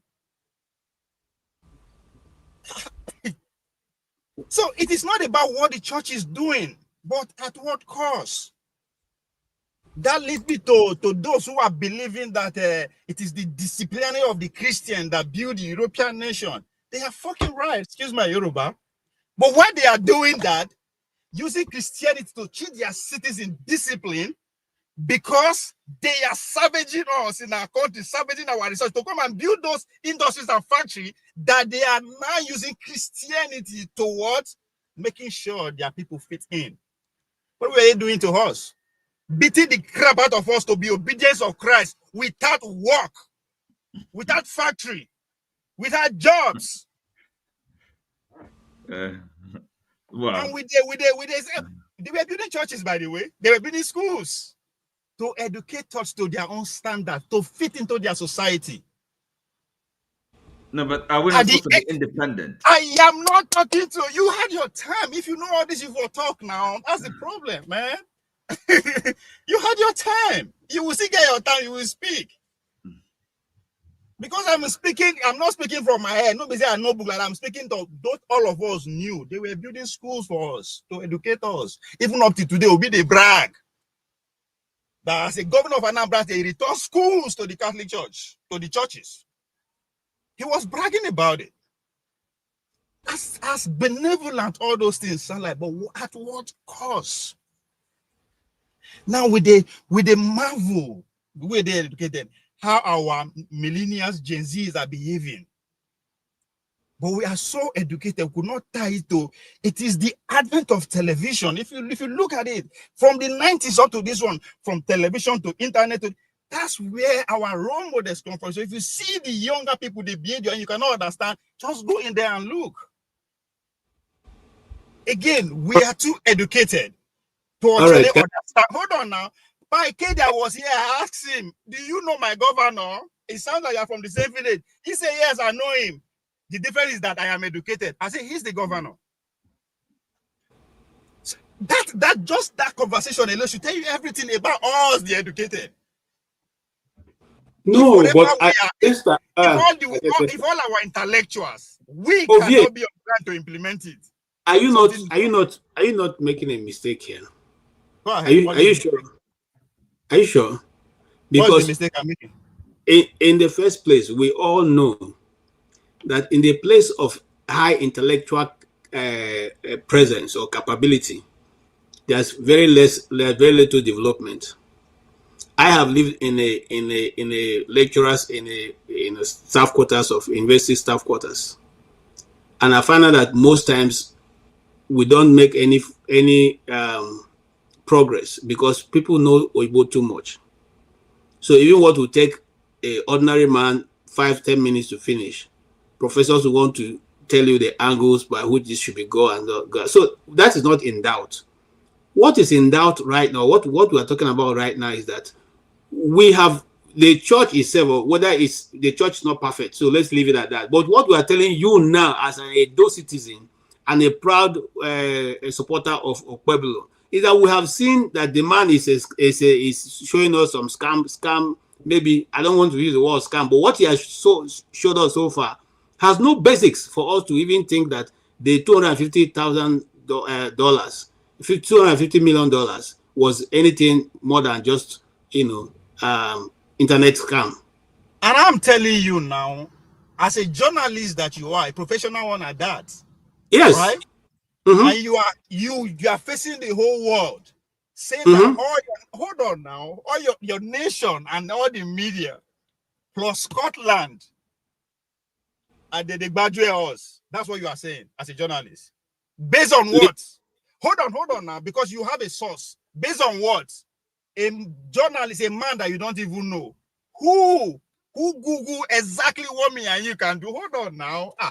Because this is the problem of the course. Just like Oti was saying on the comment section, we have to rely on the intellectuals to lead us, to develop things that will make. That's exactly because you are one of those. Because what we consume as citizens is coming from the intellectuals and journalists like you. So you are telling the whole world that all the national people are wrong, the two nations are wrong, based on one person that you don't know from somewhere who just Google what he heard and he could not get what he wants. So that now, you see, again, Atagos in this Parcadia conversation with Rudolph, he will be with us for a long time because they both agree. They were journalists. They both agree that all their efforts was it being actually powered by the same thing. All right. So thank you so much. Journalist, in front of the whole world. Rudolph, if you are behind, Rudolph, to discredit a man who went through the things and times of election, and through the grace of his people, the intellectuals rigged him in. Because if you say na rig, then rig him. Illiterate no fee operate computers. It is the intellectuals, the PhD holders, those that were school abroad, they were the ones that were used to rig and illiterate in. That should tell you everything you need to know about us, those that can speak English and educated. Because now, on 2028, we see the same pattern. We go use journalists, educated people to rig my man in again. It's as simple as that. Since we no one learn one they lose, we will continue to they lose. It's only by education. We choose common sense. We know one day educated. We choose our common sense to govern ourselves. And we are going to be do trial and error. After all, we live 24 years, the intellectuals do trial and error. Those that graduate from London, America, from Benito, they will all do trial and error. This is what we got. So it's our time to do trial and error. Again, intellectuals, yet idiots. That's not my words. But, you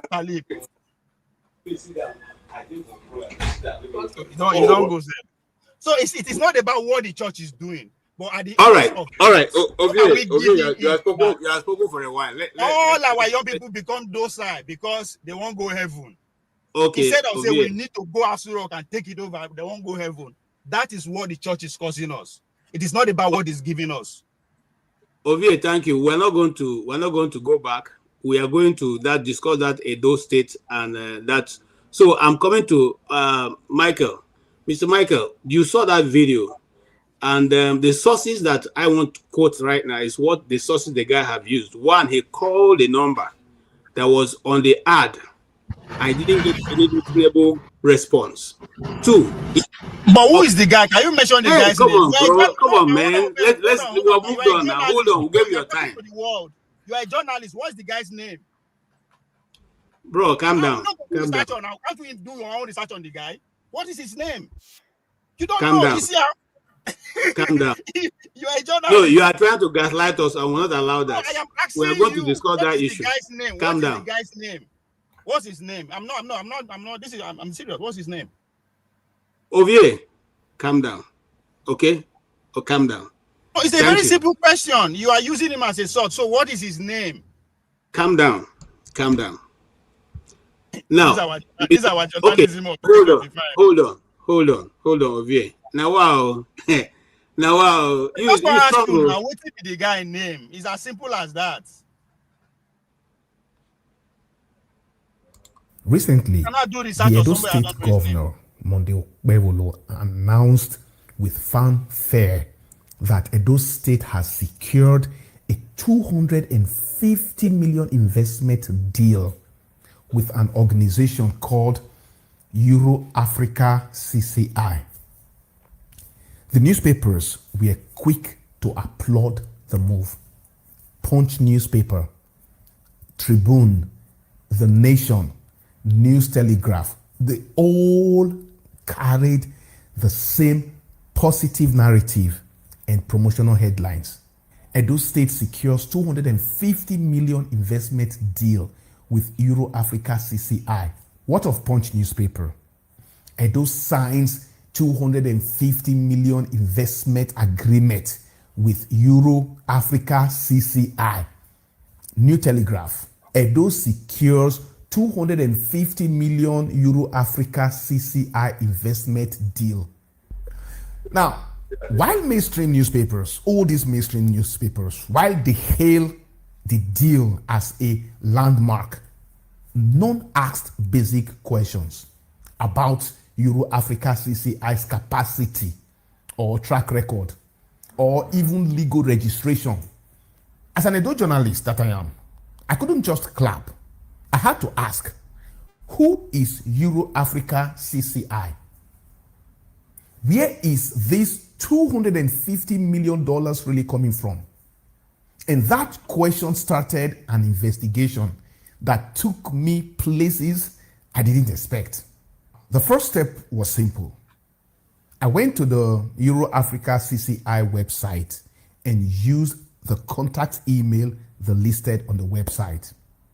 Funny enough, the email bounced back. Invalid. Dead. Yes, dead. A 250 million organization with no working email. That's iffy, right? That's sketchy.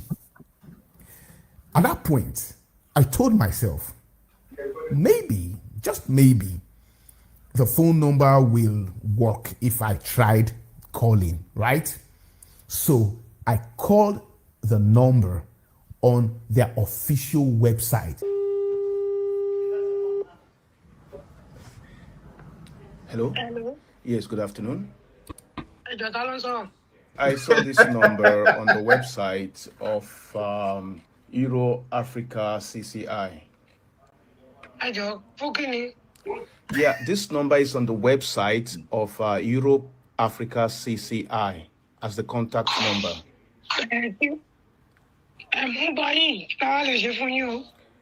Okay, please, can I confirm the number? Is it 0706 272 2244? Yes, I know the number. Okay, you don't speak English? I don't speak English. Aha, Speaking okay. English. But it shows that you guys are in Abuja, and this is the number for Euro Africa CCI. Maybe it's a wrong number then. Okay, thank you, ma'am. Now, to make sure I wasn't mistaken, to make sure this wasn't a mistake on my part or bias, I turned my attention to their Director General, that is the Director General of Euro Africa CCI, Ambassador Dr. Kingsley Obasoha. I searched for him. No LinkedIn, no verifiable professional profile.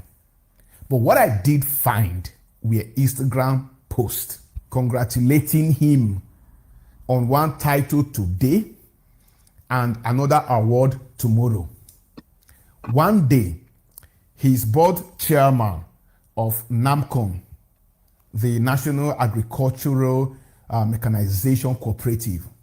Another day, he's director of the Institute of International Peace Leaders. And today, he's the Director General of Euro Africa CCI. Plenty titles, plenty of ceremonies, but no record of delivering a 250 million project anywhere in Africa. And yet, my Governor Okpebholo, the same man who at the same event promised the President of the Republic, who is also a member of his party, 2 million votes from Edo State in the upcoming election. In fact, not even upcoming, in the year 2027. So I promised Mr. President 2.5 million votes. If any of you here can call your family back home to say, vote for Mr. President, all of you here, I know you have 1 or 2, 3 persons back home. You heard him. He is signing deals with an organization that is not traceable, an organization without a working email and telephone number. And what did the newspapers, what did they do? They clapped. Nobody asked the hard questions. But I, melanated, uwe your branore pepe of Yesu Waba.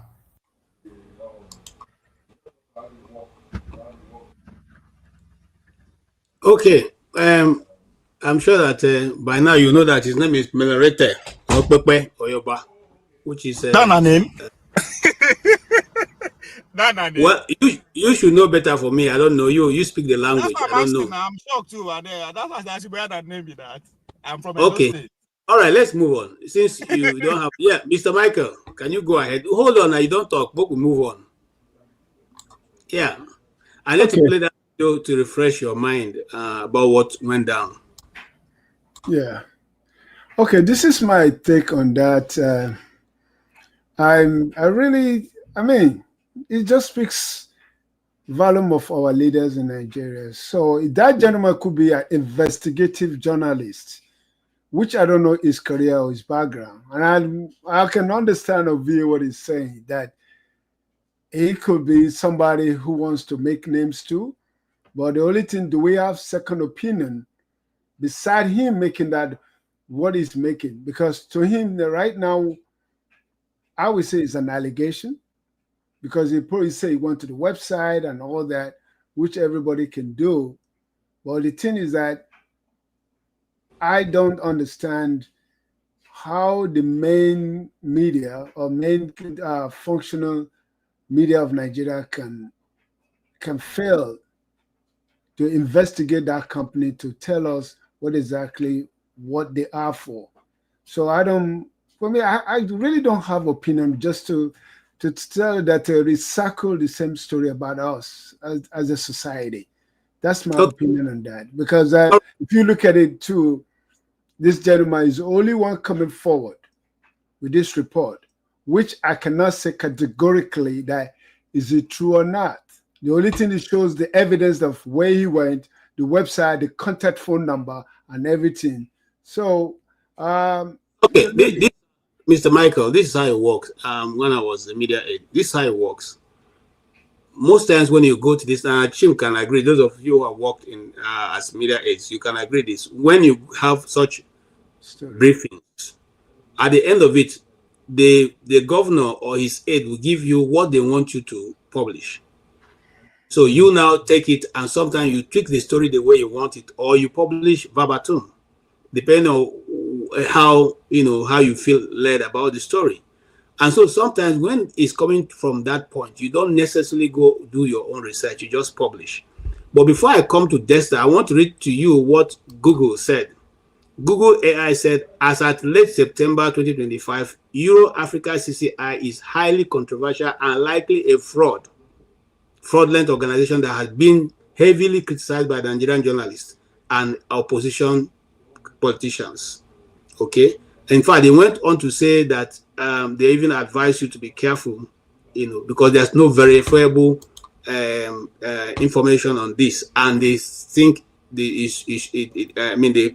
said there is a red flag on it, But Dexter may have a different opinion, just like my brother over here has a different opinion that man is not a journalist and he's only one speaking the opposite. Why should we believe him? So what do you say? Why should we believe the guy, by the way?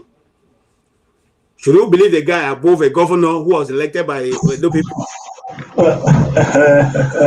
KG, you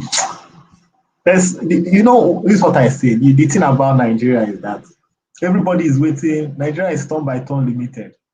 Everybody is waiting when it is their own Mungu that is in power, and then you defend him irrespective of whatever it is.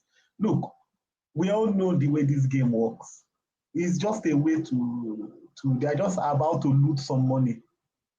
That is, they are just about to loot. And unfortunately, you see, until we stop this Babiala system in Nigeria, there can be no accountability. You see this idea of you go to Abuja and collect money, you go to Abuja, there can be no accountability. The people of Edo State don't even care whether that money is stolen or not stolen. That's why they don't really care. They don't care. Because what is about to happen is that they are about to launder money. I've checked the Euro, Africa, CTI, whatever, Chamber of Commerce. It's clear that it is just something, is to float money. They just want to float money, okay? And the people don't care. Why? Because they are not working for that money. They are not working for it. If the people of Edo it was their sweat to get that money, then the governor will not spend a dime without accountability. But what happens? At the end of the month, governor goes to Abuja. They give him a largesse. He decides how to spend it. The people don't care. There can be no accountability. Not one. It is not even, that journalist, it is not even supposed to be the journalist. It is the citizens of Edo State. But guess what? The taxpayers, the people that pay tax in Edo State, obviously, it is not from their taxes that the government generates revenue. It's a simple truth. The governor is getting money from Abuja. So there is no accountability. That's why people from Edo State, they say, what is the name of the person? Who cares about what the person's name is? The question is, the information that guy has provided, is it concrete? How many Edo indigenous have checked? Look, where is our money going to? But I can assure you that they will turn it to a political gimmick. They will spin all kinds of narrative. In a sane society, that governor will be out of office in less than 24 hours. Simple. Because it's clear that this is just about to launder money. And then the other part, let us not forget what he said, though, that he promised Mr. President 2 million votes. He just tells you that INEC is going to be a sham in the next election. Because how will he get 2 million votes for Mr. President? Is he the one that will choose for the people who they will vote for? Is it now the governor that decides for the citizens who? So it is just they're just showing us that, look, what is going to happen in 2027? We're going to go back to the old Morris Iwu days, where results will be written and numbers will be allocated. Thank you. Thank you so much. Yes, I will come to, who came first? Is it Mr. Ike or Mr. Odi? It's Ike. Mr. Ike Yes. came before me, but he's been here since morning. Mr. Ike, I think my good brother will allow me to go ahead. Let me just take a quick shot. Mr. Ike, with your permission. God bless you. Okay. Hello, everybody, and good day, evening, wherever you are. I'm happy to be here with you, our brethren, again. I think a lot have been said today. I think we've been kind of scattergun. I did listen to the guy that came. I don't know how to really weigh him, but let me jump into this particular discussion of Webelo. From the last election, I think most people generally agree that the election was rigged in Edo State and the man came in.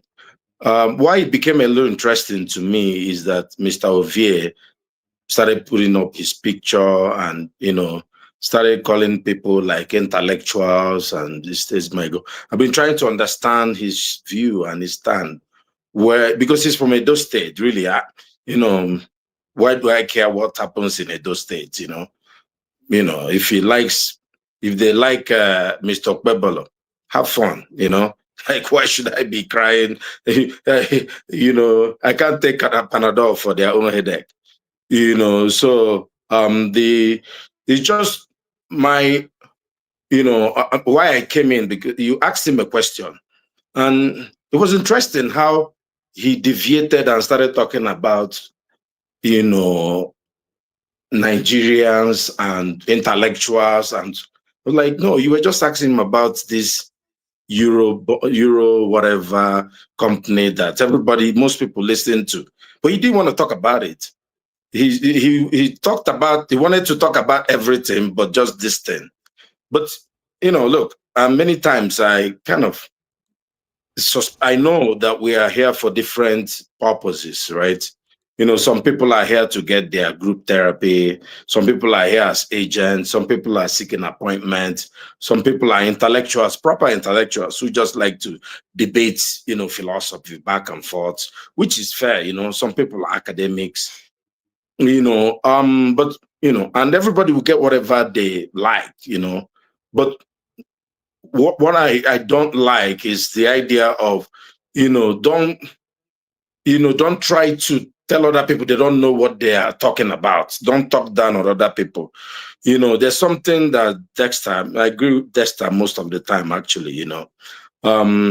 He talked about that people, you know, come in and try to portray things kind of, you know, what was the word you used? About, you know, there's a particular Niger word you used, you know. Is it Mugu? No, it's not Mugu. There's a particular, you know, word, you know, which kind of captures the whole, you know, Mr. Kwebolo. I kind of find it a little bit offensive, you know, when people are trying to defend the indefensible. You know, even Mr. Mr. Ovie started talking about Obi and how he gave, you know, the schools to the church.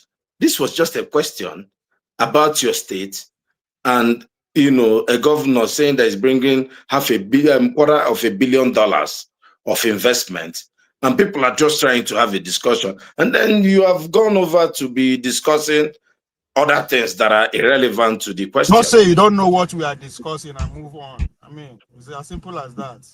I did not, everything I said was at the center of our conversation. There's nothing I said.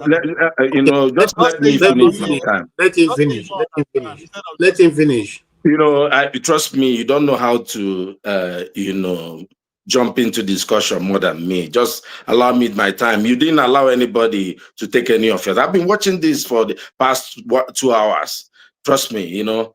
Don't. You can make your and this is the problem. And this is the problem. Whenever, you know, you become very rude. You see, you try to tell other people they don't know what they are doing. You're not here to discuss me. We're here to discuss issue. Well, I can discuss you. You're one of the panelists. I can discuss you. You discuss other people all the time. Okay, let him speak. Well, now. I'm talking about your view. Point I made. You can disagree with it, but leave my name out of your mouth. Well, I'm trying to disagree with your points. You know, you can't. Just go with the point. Leave my name out. Well, I'm going to talk about your viewpoints. Whether you like it or not, that's what I want to talk about. Your viewpoint. I will always interject once you call my name. I didn't call your name. Just, you know, you can wait. Let me. You see, that's the problem. See, he's getting upset. You see, all these people. Whenever other people are talking about other things, they come in and they're sounding so smart, and they talk about. But whenever you bring out a sore point for them, they don't want to talk about it. Every day they are here talking about other people, how they don't know anything, how they are the only ones who know stuff. Now, you see, this man that he put, same thing with whenever he was putting up politicians as his background during the election. And whenever the politicians were not doing well and you want to bring them up, he gets upset. You know, but other people, he wants to talk about other people and their viewpoint. I'm going to talk about your own opinion because you're on the panel, or you stop coming and you can discuss what I said, whether you like it or not. You are smart. In my name. But you continue, you can well, anyway, my whole point is, everybody could see. I don't know, Nigerians are very polite people, everybody could see the trajectory of what they called the number on the website, and the woman said she only speaks Yoruba. She doesn't know why they put her name there. What are they calling her for? And you're trying to now say let's wait. It's like people saying, let's wait for Tinubu till he finishes his second term and see if he did well or not. Who are we? What are we even doing? Who are we as a people? How far are we going to get with this? Whenever everybody, we are into our tribes, and tribes are not just, the literal tribes, Igbo, Yoruba, and all that. It's just whoever takes care of you, whoever itches your, so everybody, if it's your man there, let's never say anything bad about him. He's the person, he's delivering. Whatever people are benefiting, we're never going to make progress with this. And then let me just talk slightly about the guy that was here before. Look, in as much as I, agree with many of the things that he said, I think the way he talked about him, he had this experience with the church. I attacked the church many times, and people who are here would know.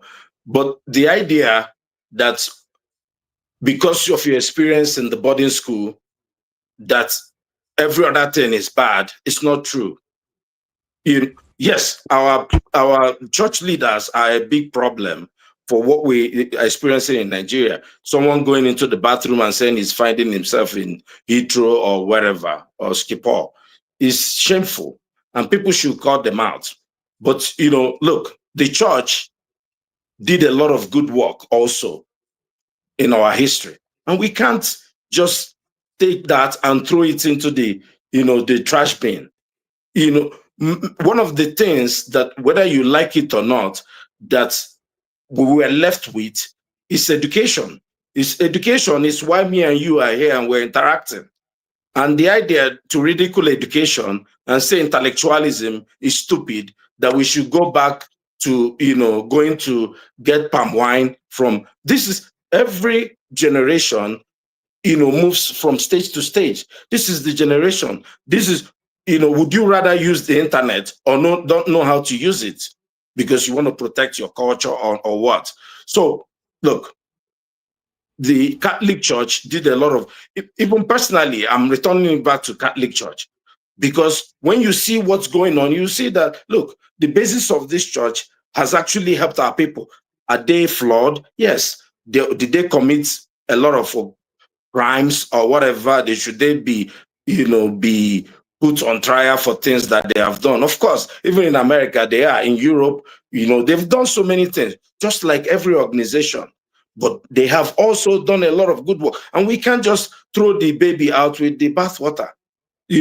So I don't agree with him in that, because the way he talked about it, because I went to a boarding school too. I didn't go to a Catholic boarding school, but I had very bad experiences. But the truth is that most of us that went to boarding school and our never say die attitude, we got it from there. There was a culture that was placed there. If you go to military schools all over the world, there is what makes a military man a military man. You can call it abuse, but it makes him different from a civilian. And that's the training in a military school. And some people so don't go to military school if you don't want to be a military man. Boarding school is to train people in a way that is different from people who go to day school. People still are rushing. The people who had these experiences still are putting their children in the boarding school. Well, very well said. Very well said. Thank you so much. Yes, Mr. Ike.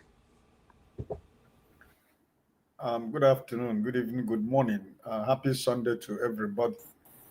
Didn't I come before Mr. Ike? No. You're sure?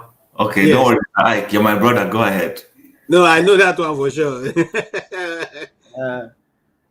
I did not. I wasn't here when you had the interview, so I'm not going to talk about the first program of your broadcast today because I did not listen. I wasn't here, so I wouldn't want to talk more about it.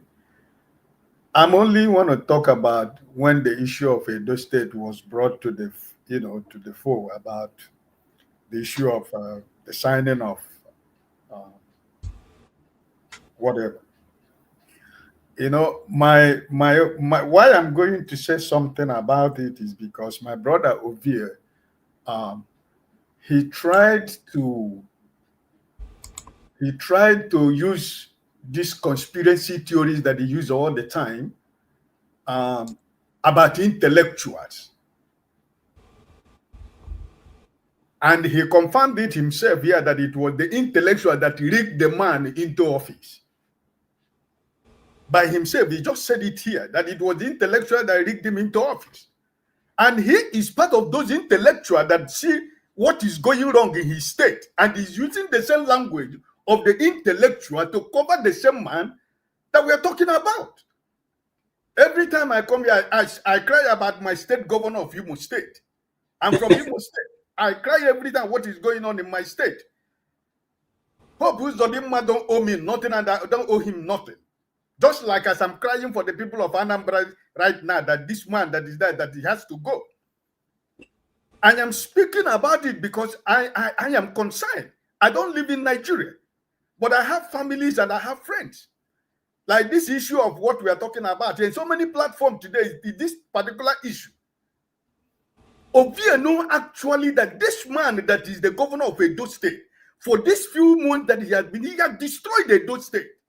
But he never ever want to admit it in any platform. All he tells you is, oh, it is the intellectuals. Now we be illiterate. It is the intellectual that put him to be governor of Edo State. If it is the intellectual that put him to be in Edo State, your platform, your intelligence, your knowledge of everything is enough of you to say, listen, this man, my governor, is not doing well. And there are so many things that is going wrong in my state, in Edo State, that I don't like. Because this money we are talking about, $250 million, whether it is true or not, it is the investment of the money of Edo people, like Desta said, the tax-paying people. And I believe Ovie is a tax-paying citizen of Edo State, so he should be more concerned than myself. He should query this particular thing more than anybody. But he tried every time. He said it is the intellectual. Like somebody told me the other time that I speak like a village man. I accepted it because I'm a village man. Because if there was no village, there wouldn't have been Ike. There wouldn't have been Ike Alamefle. So I am a village man, and I will continue to remain a village man. But being a village man does not mean that I don't know what is happening around me. I am from a place called Imo State. And anytime they bring out about Imo State, even when this platform don't bring out about Imo State, I used to bring it out, more especially in my local government, that is Olu local government, because I know that something wrong is going on in my state. It doesn't mean that people are not hearing, or it doesn't mean my citizens are not seeing it, but at least we will continue to speak about it, because that's the only thing we owe. And people will be thinking, oh, people are not listening. A lot of people are listening.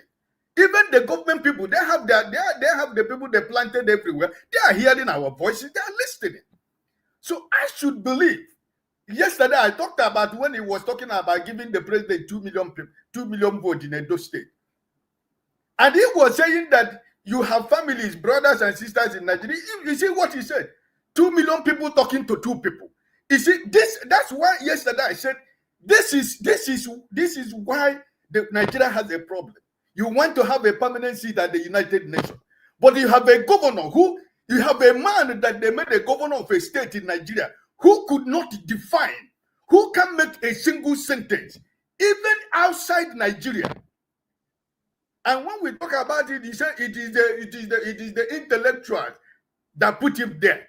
Now, if it is the intellectual that put him to make him the governor, are we not the citizens of that Edo State, those tax-paying people that he was supposed to rule? Is it not our responsibility to call him out, Whenever there is something that we see that is not going well, even though you call him out, you feel that you are calling him out, it's not going to work. But it's working because people are speaking. If you times that 250 million into Nigerian money, if you multiply it by Nigerian money into whatever the currency rate is in Nigeria right now, you could understand the kind of amount of money we are talking about from the treasury of Edo State. So I think that my brother Ovia should, this idea every time, this idea of intellectuals. I know that people talk about having problem with the intellect. I used to say it here. Sometimes when I look at my brother Chi and my brother Odi, with all the books, with all the whole library they have, I said, listen, I am not a professor, I am not an intellectual, but I live in the world that I try to learn every day because I am moving around the world and I'm teaching myself. That's the way I acquire my education, right? But I don't have certificate to show for it. But most of those people who have that certificate doesn't know anything more than what I know. They can speak big grammar, but that doesn't. When we go to the real thing, I will show you that I don't even know more than what you know. So I think that we should be honest ourselves here, because what are we doing? We're trying to make sure that Edo State, this is a state that everybody love. That if any other thing is happening in any state in Nigeria, not in Edo State, but look at what they have turned Edo State into. I don't know the carry lights. Is it what Edo State is today? No. And I mean, we just see that something is wrong somewhere. So all right. I just appeal to my brother Ovieto. This idea, whenever we bring the issue of Edo State and Obobolo, you support him. He's your governor. You want him to be governor. I don't have a problem with that. But at least also you have to be able to make sure that you are following that man, making sure that he's doing the right thing for your people. Okay. Thank you so much.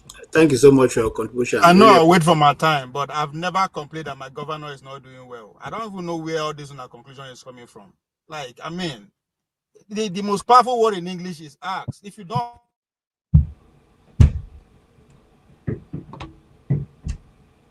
That's all my bad. KJ, can the next person talk? It was not his turn to talk. Yeah, go ahead, Jim. I think it's, we always say it's intellectual dishonesty for whatever to happen. I think it's also illiterate dishonesty. Illiterate dishonesty. You all heard me right. For someone to come here, I have personally done my own research. That organization does not have a website that is proper. And somebody you're seeing the face of evident thievery. Because, when we keep using this intellectual word, corruption, it makes it, this is thievery, stealing.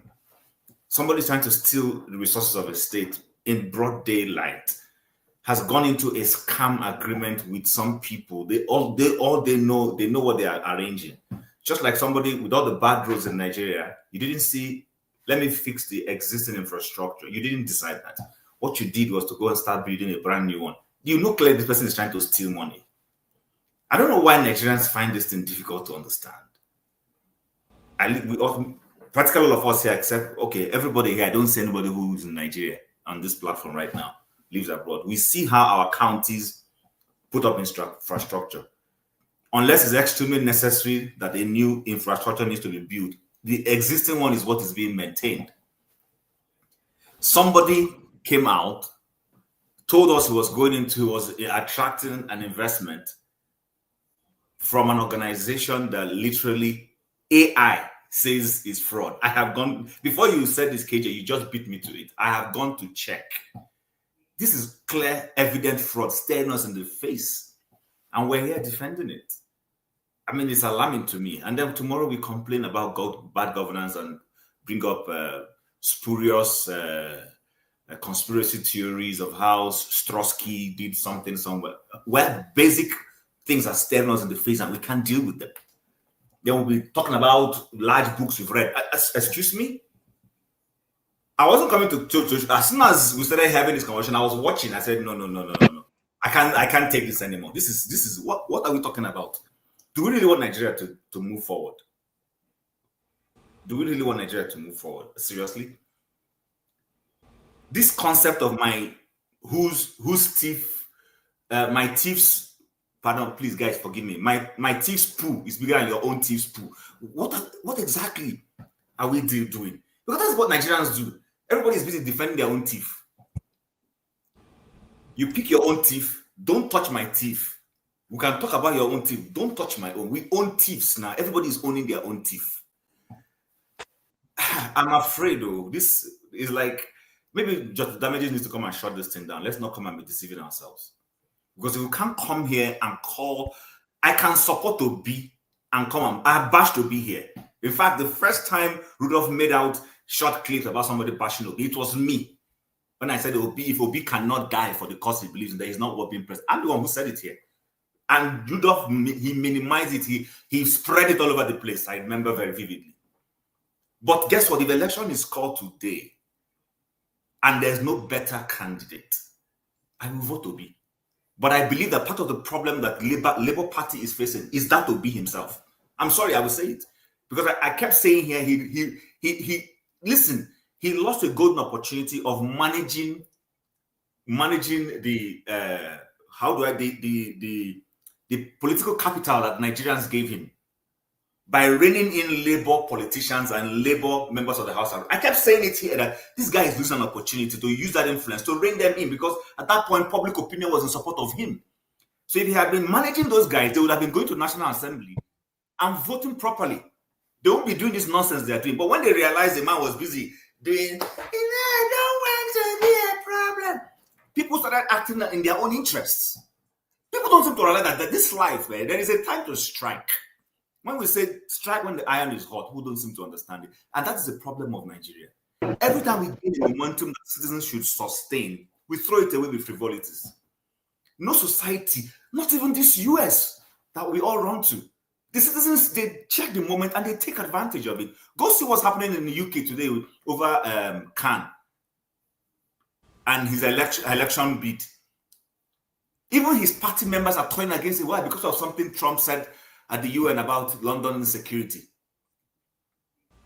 It's getting wildfire. People are beginning to put in pressure on the man because the citizens are taking advantage of it. It's only in Nigeria that everybody is owning a thief, pampering the thief, protecting the thief, clothing the thief, defending the thief, but he's a thief. But you come and own him with all your full chest. And then you were talking about, conspiracies. You know what? I don't want to call names, but we all know ourselves. I think it's time we decide what exactly it is. What do we come here to do? I like to call names. Genuine intentions to discuss Nigeria. Thank you so much. Let me just end, please. Do we really come here to discuss Nigeria genuinely, or do we come here pretentiously? Because I'm starting to think that's what it is. We just want to come and talk for talk's sake. This guy is committing crime. Let's call it what it is. And news as value. That's something. All right, thank you. But you guys know that Ovie will have his response. But let's hear. It changes nothing. Let's hear. We'll respond on the response. Yes, no problem. That's what it is. That's why it's a debate. All right, Uzo, go ahead. Okay. Can you hear me? Loud and clear. Let me say something. Let me say something here, because all of you are bashing Ovie. Ovie is just using Nigeria to catch cruise, because I remember when the election started, Ovie was somebody that was here telling us that because this guy spoke wrong English, we all run away with that, and they are doing the wrong thing. Nobody paid attention to that. He said it here at this platform that this guy spoke wrong English. All of us are talking about that. Nobody even talking about what this guy is going to do. Is he going to make a good policy? Is he going to do? No, we are not saying he spoke wrong English. It's an illiterate. That's why he came out to say illiterate now and now ruling the intellectuals. I know that's where this is started from. All right. And since then, the guy he's not a supporter of that guy. He's not a supporter of him. But due to the way Nigerians is running away with something that doesn't matter. Don't like Tinubu, Agbado and co. We're not with Agbado. The guy won the election. Nigeria is on fire. So that's where I know that Ovie was coming from during the time of that election. He never be a supporter of this guy, which all of us know. All right. So let's take that one away. Now you're telling us that now the people that say they are people that intellectuals, this, that, the illiterate is ruling them. So who's are illiterate? He also said it. Who's are illiterate now? Between the intellectuals and illiterate, are ruling them. Who's are, that what he was answering. So I'm not coming to this. So okay, this is or this or this, or this is not. I think Ovie should make his stand. You know, not that he what the guy is saying is truth, and the guy and the video he played, anyone can know that is a fraud. Anyone, that's a fraud. And now the guy is exchanging the fraud with almost 2,500, 2,500,000 votes on that fraud. If you are the president, somebody promising you that, what will you do? You look back on it. So Nigeria is already a fraud. So my own point that let's not to using things that have no meaning, the electoral system, like English, that, this, and forget the main point that all of us need to be focusing on. When the election was coming up, we should have focused on who is this guy, his background. We didn't do that. The Labour Party, everybody are busy with his English and grammar. Now the guy is Indian now, so he do whatever he wants. He's Indian and nothing changed it. He do whatever he wants. And Ovie is here laughing at everybody here. What he just doing here is just laughing at everybody here because he said that from the beginning. He said that from the beginning. We didn't listen. We are here talking and talking and talking. So my own point is, should it be funny? I don't think this thing need. No, it's not funny. Is this supposed to be funny? I don't think it's funny. All right, it's not funny. But what I mean is that let's always focus on the main issues, not when somebody spoke a wrong English. That's what we'll discuss on the next 3 hours. All right, somebody speak English. We'll discuss in next 3 hours and leave the important things we'll be discussing. All right, that's why it become funny for him because he said it. That's my point. Thank you. Thank you so much. John Abba. Thank you so very much. I don't have the truth is that who told you guys that guy is aware of the deal? I don't even know how. Do you guys know whether the governor is aware of any deal? When the intellectual put you there, I will do whatever. I have seen a local government chairman who have given out all his money, think he's saving it. End of the day, when he left the office, he died quickly. They told him there's no money that he left because he was using those back door to make a deal. So I don't know who told you guys whether the governor is aware of all those deals. It can be a deal that it's not even that is true that he's not aware of. Don't joke with Nigerian politicians. So, don't joke with the intellectual too. The intellectual can put you there and you like Mumu. You come out of the office and say, "Where are the million?" They say, "Where is the million? You went to school. What is the figure?" So I don't even believe in all of that. That the guys are aware of all those contracts, all those things. So I don't believe in it. Thank you. Thank you so much, John Abba. I know you are coming to say something that, but I didn't know that it's going. All right. Yes. Consigns. Are you sure what John Abba said makes a lot of sense to me? Is it that this guy doesn't know they are trying to scam him? You know, the governor himself, is he aware of what is going on? That this Euro Africa CCI doesn't exist anywhere. Aware of what is going on? That this Euro Africa CCI doesn't exist anywhere. Hello, Dr. KJ. Yes, sir. Good evening, sir. Everybody, good evening. God bless everybody. Well, Nigeria problem is a big problem on our head. I just came here to support what Mr. Odi said when I saw him speaking, you know. You see, the church, the church is about, like he said, he has gone back to Catholic. Myself also, I've gone back to Catholic long time. Well, I didn't go from Catholic. You see, the problem we have in Nigeria and in the world now is that this Christianity something, people are using it to crook and to steal, not doing what God said they should do. Sorry, KJ, we are hearing the voice at the background. Yes, who's someone is using two systems. Concern, are you using two systems? Okay, it's like yeah. Okay, sorry. So what I'm saying is that Put off the volume of one. Put off the volume yeah, of one one. is off. What I'm saying is that what the way the Bible is made, if that we listen to the Bible, read the Bible very well, and follow the Bible, or follow what the preachers are telling us, we move forward. Because the Bible mostly is about how we live peacefully, how we can love each other, how we can help each other. You know, all those things, the virtues of the Bible. But at the end of the day, we forget about those things, start doing something that is not normal. That is where we got it wrong. Instead of somebody following the footsteps of Jesus Christ or following the footsteps of the apostles, he followed the footsteps of the other evil people that are in the Bible. And that's not what the Bible is all. That's what Christianity is all about. It's all about how to live peacefully with your fellow human being, how to do the right thing, how to pursue righteousness. But people start pursuing how to be rich today and they die tomorrow. At the end of the day, that richness, even you to enjoy that money, can't enjoy it anymore. You want to get billions of dollars. What are you going to do with that billions of dollars? Nothing. You only want to use them, buy houses, buy things for your girlfriends or your this and that, you know. Some people went about buying other people, destroy other people's homes and all the rest. And, you know, at the end of the day, that's not what the Bible is all about. If even the priests and even the pastors, what they are doing, if they have followed what the Lord told them to do, honestly, the world could be a very good place for all of us. But people decide not to do that. They decide to follow about the money. What the Bible tells us, money is good, but the money is the root of all evil. But for me today also, you see, I'm tired of talking about Nigeria because for me, honestly speaking, I always pray that God will help Nigeria to disintegrate.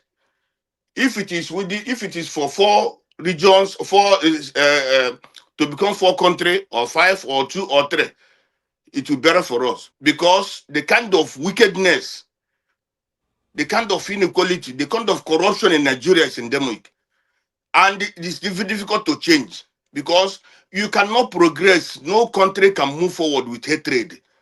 The kind of hatred in Nigeria, the kind of abnormal, even kids now in Nigeria. What the kids are doing in Nigeria now, we didn't do it. And where this thing come from? And when we having military rule, it was even better than now. The military, when we have military, there was discipline, big discipline in Nigeria. But since this useless civilians come, politicians came, things went upside down. And the worst is that it's not even getting better. It's every day we say make election, do election. What is election? What's about election? Or what's about the new government? New government is about change, and that change for the better. But in change in Nigeria, you go from this to fry pan. That's the problem. Look at the kind of people ruling us. Even the one that you go coming again will be worst. I only pray that God help us to disintegrate, or we have a revolution in Nigeria, or the military come, because no country move forward without discipline. For now in Okay. Nigeria, there's no discipline. And when you're talking about this election, people like they say Bobelo, intellectuals or what will bring up. Nobody bring up Bobelo. People bring Bobelo is Tinubu and it's men that bring up Bobelo. The same thing with Uzodinjo. See how Imo State have destroyed today. It is the same people that bring them. Election in Nigeria now is by when you have the cash or when somebody wants you to be there, you be there. Look at what is happening in River State. And when you're talking about election, which election are we making in Nigeria? This election that even the military, I saw what happened in where is that place? Adamawa State, where the military were lining up boys to collect bribe and vote. Military were lining up young men to collect bribe and vote. A whole military of a country. So when people come and talk about this election, everything has destroyed in Nigeria for me. There's no more. Whatever you talk about a country. Honestly, we are nothing to talk about as a me. I cannot come and say I'm a proud Nigerian. Even when I see people who say I'm proud in Nigeria, I even laugh at them. I say these people, where's their brain? They have sense at all? Somebody coming out and say I'm a proud Nigerian, proud Nigeria. What are you proud of Nigeria? That when you're building a house, When you are building a house, you have to get you have to get your borehole before you can build a house. When you are building a house, you see Agboros coming to collect money from you. When you build a house, people are damaging it. These governors are that destroy houses. They didn't build the house one, but they destroyed the one that people build. When somebody commit a crime, arrest that person. If you want to kill that person, kill him. If you want to arrest him, put him in jail. Put him in jail. Don't go and destroy the house. If you like, use that house, make that house motherless baby's home, orphanage home, then destroy that house. Thank you so much. Thank you. Electricity you don't have in Nigeria. Tell me if the justice system is not there in Nigeria. The hospitals are not there in Nigeria. No, the women now, even married women now, have become prostitutes in Nigeria. The young ladies are worst. So when you look about Nigeria, honestly, I don't see anything that somebody can come out and say, I'm a proud Nigerian. Thank you. Even my brother, let me just give me some minutes. You see? No, you have already taken almost minutes. Please, I am not please. People that have the resources in Nigeria today are suffering. The people of Delta, the people of the riverine areas that have these resources, the people of the Southwest and the Fulanis are taking the resources, helping themselves, instead of the people that have the resources. If these people stand up, they kill them. Even the people from the East that have they put military, put everything on them. They cannot stand, they cannot talk. If they talk, they kill them. And somebody come out and tell me I'm a proud Nigerian. Which Nigeria are you proud of? Which Nigeria are you proud of? The people that doesn't have the resources and enjoy the resources, and those that have. Even let me tell these people of what they call them, Ogoni. Let Ogoni don't make mistake. Let Ogoni don't make mistake and give their resources to this useless president, so that he can use that and use their oil that remain to help the Southwest. Let them not make that mistake with this is sweet mouth to make that mistake and give them the result to drink that Ogoni. Please, thank you, my brother. Thank you. Yeah. Thank you so much for your submission. Please, ODE, don't push towards what we didn't raise. The last part of the discussion is important, but we're not going to go towards Ogoni, and because that will take us totally away from what we are discussing, and we may not have that time to make a conclusion on it. Yes, go ahead, sir. Is it myself? Yes, sir. Oh, thank you very much, KJ, and the house. Oga Team, thank you for your submission. And I know this is a global village we are in now. So any information you throw out there is very easy to verify, to just confirm. You make calls and just go on your research. You will see situations. Well, I know an insider who is in the UK, who was part of that delegate that was doing Scotland and all that and all those situations. It was like it's been a fight on our platform, in our secondary school platform. He's a chairman there, and he turned towards good governance. He was this person that was preaching that, man, we need to get it right. He was on the positive side. But as soon as this situation started, he beginning to preach mediocre, preach incompetency. I became so surprised. I was disappointed. I was saying, oh boy, is it not the same you? What happened? Two sides of the mouth? What's the situation like?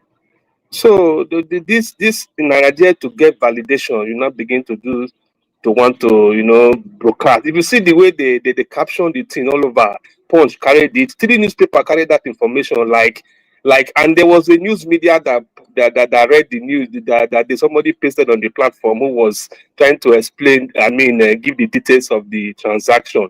News media, the news don't even know the news. I said, where is CNN? Where is BBC? Where is this good news? From this podcast that you guys are posting to relate such a high level information, to the public. There was a disappointment. What kind AI kind of generated advert on that platform, and it's so shameful.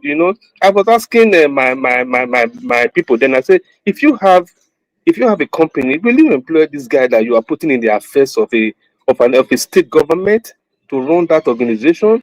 With the way you have interviewed him, with the way you have seen his competency, will you do that?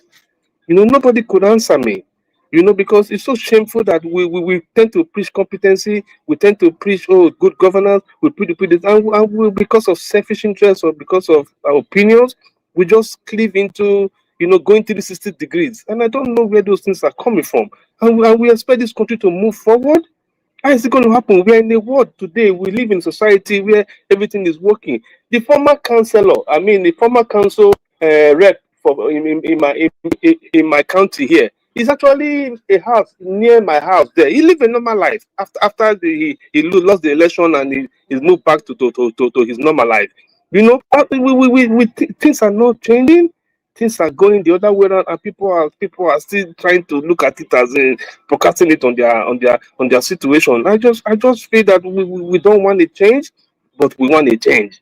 How is it going to come? How is it going to come? You know, I think my Okpebolo is not actually supposed to, begin to make mistake like this. If not that there are people that are actually piloting the affairs for him. That's my problem. He's not a mind of his own. You know, if he's a mind of his own, he will have been able to get good, competent hands around him that will probably direct him, redirect him, correct him, and strategize with him, and make successes and progress in the situation. Look at the power plant that Babaseki did, Osiomo, that was giving 247 lights to government house, and another one. You scrambled it because it's a Babaseki thing and all that. That begin to bring us back every time we change government, and that is not good for us. When I got to Edo State, I was in Ring Road to go and pay homage to Oba of Benin. I was able to browse in Ring Road. I was browsing on the Wi-Fi in Ring Road, free Wi-Fi. Eh? Everything is down. Everything is destroyed now. They automated the civil service that for you now to collect one kobo from any tax in Edo, it enters the government direct. It's direct payment. All those things were done. It was able to increase the IGRO of the government, and the government was moving to a different direction. We need next to take it to the next level. That government is continuity. But this level of looking for validation, traveling to Scotland, traveling to this, it's fine. Look for investment here and there. Good. God bless you. But let it be genuine now. Don't be all these two boys just get out together, just put one name online and put one telephone number that is not even related to what they're doing. And you are putting it out there to the world. It just make us look like we're just a joke. We're a joke. You understand? That is why if he didn't day, according to my governor of Rivers, he said if he didn't day, he didn't day. You know, if you can't take competency from the market. You must earn it. You must read. You must be abreast with the situation on ground to be able to rule a government, even to rule a small association or even a small company. You need to be abreast with details to manage a situation, talk less of a state, a whole state. And you cannot even read the budget and you're expecting to do miracle? What are we talking about? It's not going to happen unless you go and learn and relearn. But he's been manipulated by the Abuja team because they put him there, and he's answerable to them. And whatever he's doing, he's looking for validation everywhere. It's so shameful. If you look the Edo that Obaseki left, go there now. It's a shadow of itself now. You can imagine carrying my 1 billion to settle a political tout, 1 billion naira of the state coffers, the state taxable income. I mean, the tax collected income for my father and your father and everybody's businesses to give to one man. Where he built that hotel was actually a school. It was a primary school compound that he built that hotel in. They just opened the books for him and the books were correct. You are telling me you want to look for one kangaroo church court judgment and you are paying somebody 1 billion. You understand? So I'm not. If I expect anything apart from this kind of news from that guy, I will be doing too much expectation because it's expected. All right. In medicine, they said it's an expected outcome. So whatever is happening now is expected because we are not in the right place. Thank you. Thank you so much, OBE. Mr. Okpebolo, aka Ovie, you have 2 minutes to respond before we take our last lap. 2 minutes with all these bullets. 2 minutes only. 2 minutes. Somebody was asking him question. On behalf of my comrade. Oh my gosh, where do I start from? Anyway, I think we need to understand. What happened to your volume? A bit low. Hello? How? Okay, it's better now, but it's low. So we need to understand this. Okay, better. Start with Mia Copper. Start with Mia Copper. This segment of the show is to actually to analyze the one before, right? So that's why when I was responding, I alluded to Obi giving school to churches and all that. It's a response to two people who are making points that this is what the church has done, So education or intelligence demands that if you don't have the grasp of what is on the table, just skip them. You don't have to jump to conclusion and they say, yeah. That's not, I mean, educated people don't act like that. Now, in terms of my performing governor, I don't think I owe anybody to actually respond to anything, but it's an opportunity for me to reinforce my support for His Excellency Monday Ekpaolo. Now, if you care to know where I am coming from with all this, it is not a gimmick. It's a matter of life and death for me. It was September, pretty much a year to the year this month, when I did watch Arise News. And I don't even know Monday. I don't know. I wasn't, because of the way Obaseki run those states. I'm happy that the intellectual, the beneficiaries of Obaseki are using it as an example. Then they feel use Wi-Fi on street for ring road, while the village people are rusting away. That's by the side. So when I see Arise News, them about they interview APC Edo State chairman. It was not even Monday Paolo. So I was like, okay, now my Edo State, make I even listen to. Spend about 45 minutes. All they could conclude that Monday Paolo knows how to speak English. I begin to ask myself, this is a national television. If somebody is ready to be chief executive of a state, the best of the best educated journalists that we have, all they could focus on is not his years as a senator, as a businessman, who he is as a person, interrogates, because that is what he's coming to do. They say no sabi speak English. And I was like, oh, man, I think this is exactly what I'm looking for. This guy represents 75 of the people who cannot speak English in Edo State. I am proud. I am fucking proud today, this fucking moment. Okay, 1 more minute. Who said the man cannot express himself? But I've been concluded that he was able to carry out a scam in an Oyibo man. My God, I did not make a mistake when I floated the election of Monday Paolo 2028, a day after he won the election. So I not just start today. I did not make a mistake. The same educated people who focus on a man that cannot speak English are now shocked that it's carrying out scam in a man country. If that is not genius, I don't know what it's called. That's what I voted for him. Okay. So I am not just here because I am here because he's an illiterate. Because right. The majority of the people that he served are illiterate. And that's what we want. Let the majority of people represent. I can relate with him. Do I know how to speak English? I did fuck up here where now. So I can relate to him. If you guys think I'm going to vote against my interests, it's not going to happen. And it's not just me. It's the majority. We are not voting our interests, voting against our interests. All right, thank you. Because we can relate. Wait now. No. Listen now. I gave you 2 minutes. You have taken 4 already. And I'm still coming back to you to do a roundup. So hold on. Don't worry. You have your 5 minutes, and then when you round up, you can elaborate.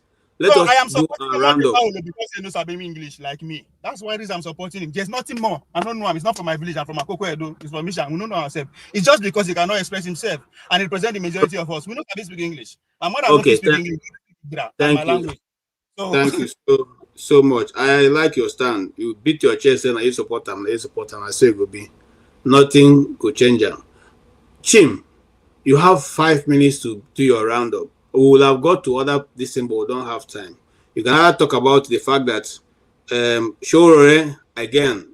Shore strikes again. You know, Shore has strike again. You can talk about that, or you can talk about any other topic that you want to talk about.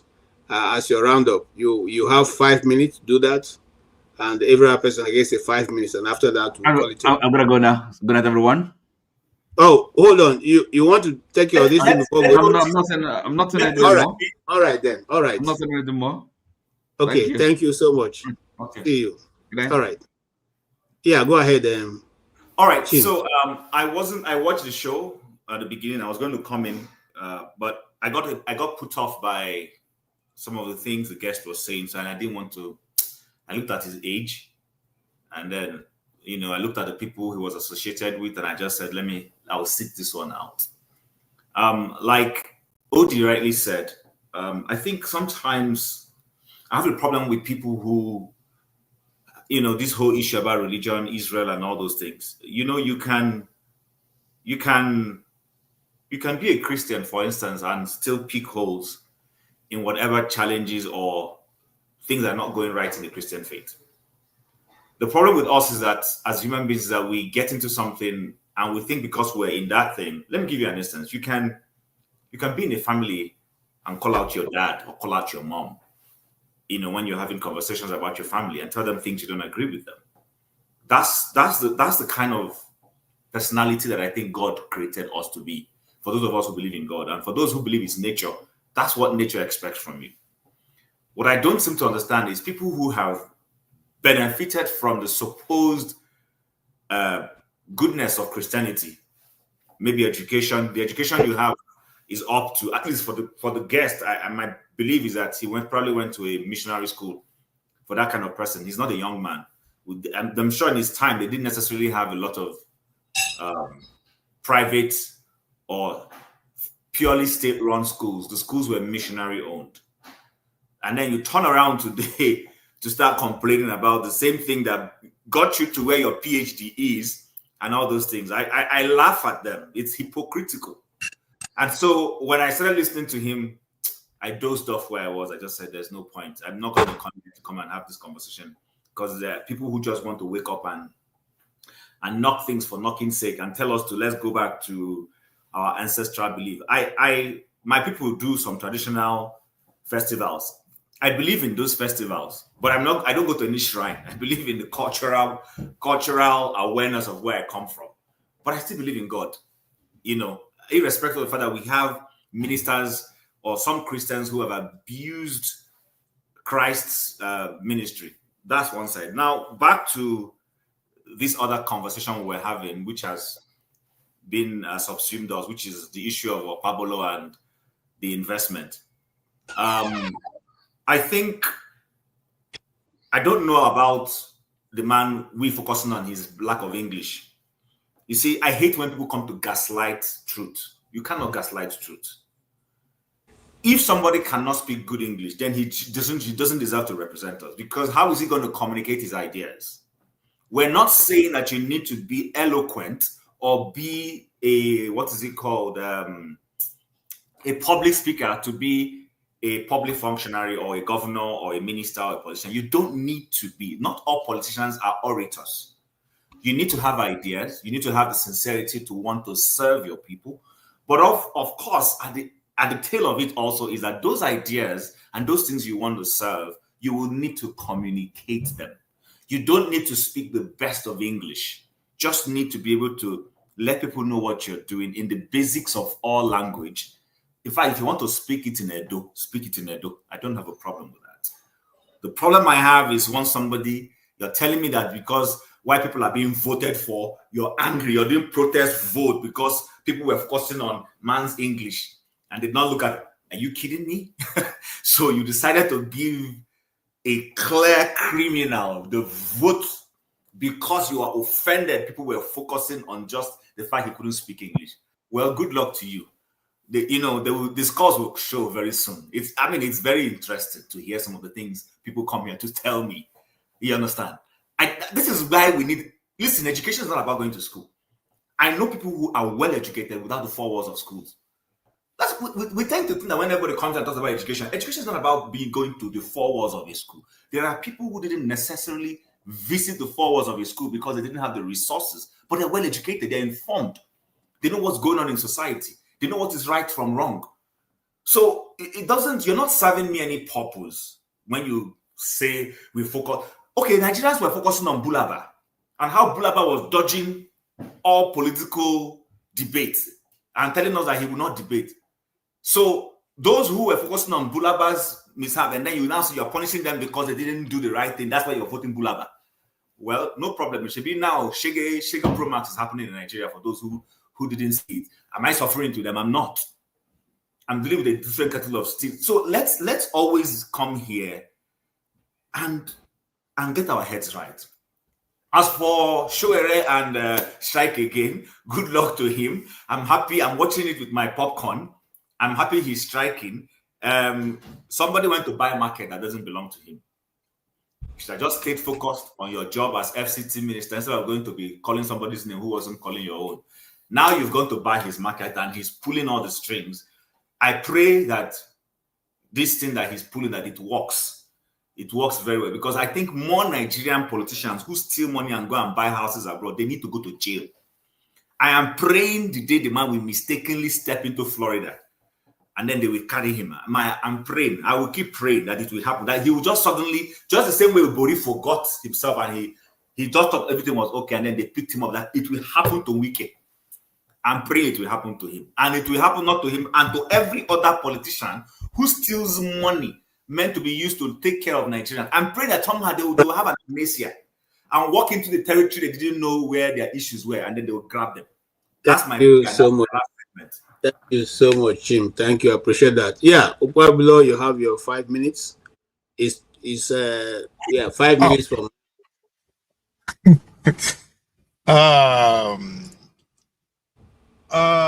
Where do I start? As a professional athlete, the first thing I learned from competition is, as soon as I cross the finish line, the first thing my coach will ask me, what happened? Either if I win or I lose, the first question is, what happened? Because at that point, you know what you did right and what you did wrong, so that we go adjust time in the next one. But for some reason, the educated ones in Nigeria don't seem to get that. They don't seem to ask themselves, why did we lose? Why did we lose to an illiterate, a criminal? They are complaining. Still did the same thing they started with. And it only gladdens my heart, because we are going to win again.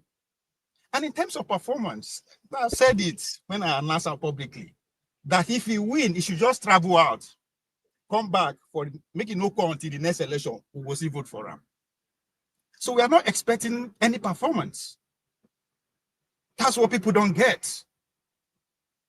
The majority of the Edo people are not fluent in English.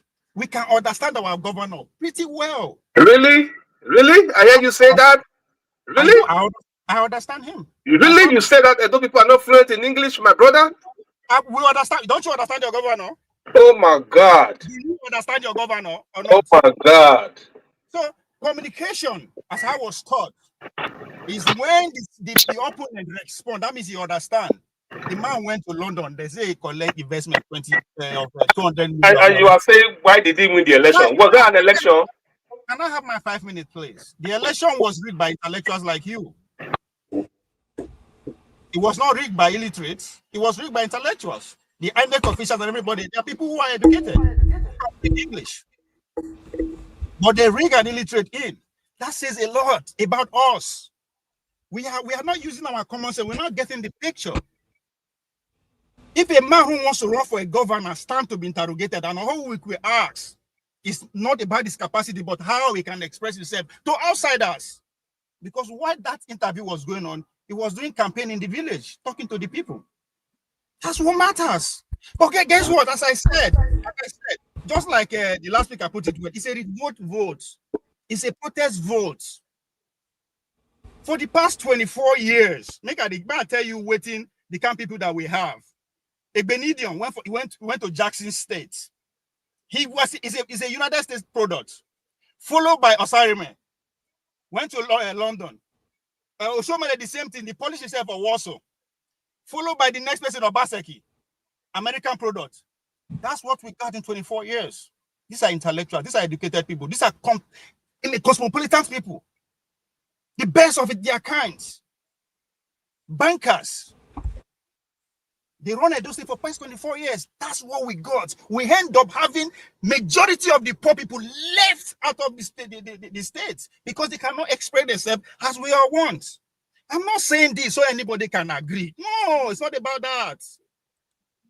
The time has come for us to stop listening to people who live in their affluence living, who doesn't have skin in the game, who stay in their bushes and are telling us what to do, what to eat, who to fuck, or who to vote for. It's over.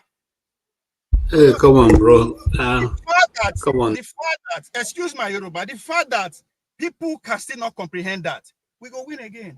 And guess what? Now we go use the people who go school, people who know how to speak English, part of our governor, criminals, and then we go use. So we're not using juju. We are not going outside. No, we are using the same people who went to school, who can speak English better than the governor, who has everything that you guys want better than the man. That then we go use. Because what matter is a game. It's about winning. If we finish, let the majority wins, let the minorities complain. Don't do whatever the heck you want. It's okay. So it doesn't matter if you say I'm a criminal. I am a criminal too. That's why I can relate. My mama saying I winch, they no winch. I'm not going to vote against my interests. In the real sense of things, I don't know how to speak English. I fuck up here every day. So for somebody to come and tell me to vote against somebody that can see and relate to that, he cannot speak like me. Now, juju, now which kind of juju I want to use for me? So it's not about the wrong thing. No. The so people we know, where the good people, the educated people that we also want, people who know how to speak English, they've been running the country. They had their sway. But again, they keep complaining as the loser they are. The education that they attend has not given them to sit down to reflect, to say, come, we need to do this to make sure this doesn't happen. No, they are still complaining. They are still saying the man don't know anything, a criminal. Guess what? The same people who are successful within the state, now that's the finance arm. It's not a billionaire. Again, you have to just sit down and put our education aside, use common sense. Time is going. The good definition of success is the progressive realization of a worthy idea. In this case, for me, the man winning that governor is a very worthy idea. So I will work day and night to see it come. It doesn't matter what it does. After all, we have brothers that came. They did not do anything to spend our money. But instead, we see the president. So okay, thank you so much. Let me round up like this. Now, illiterate style. No, you don't. Now 5 minutes. You don't read you 6. I don't want to make it over. Say if educated people fail, they give the second chance. But we are not asking. We are not demanding. We are taking it. Right. Why? Because you guys don't know what you guys are doing. Thank you so much, Mr. Ovie. Odi, you have 5 minutes.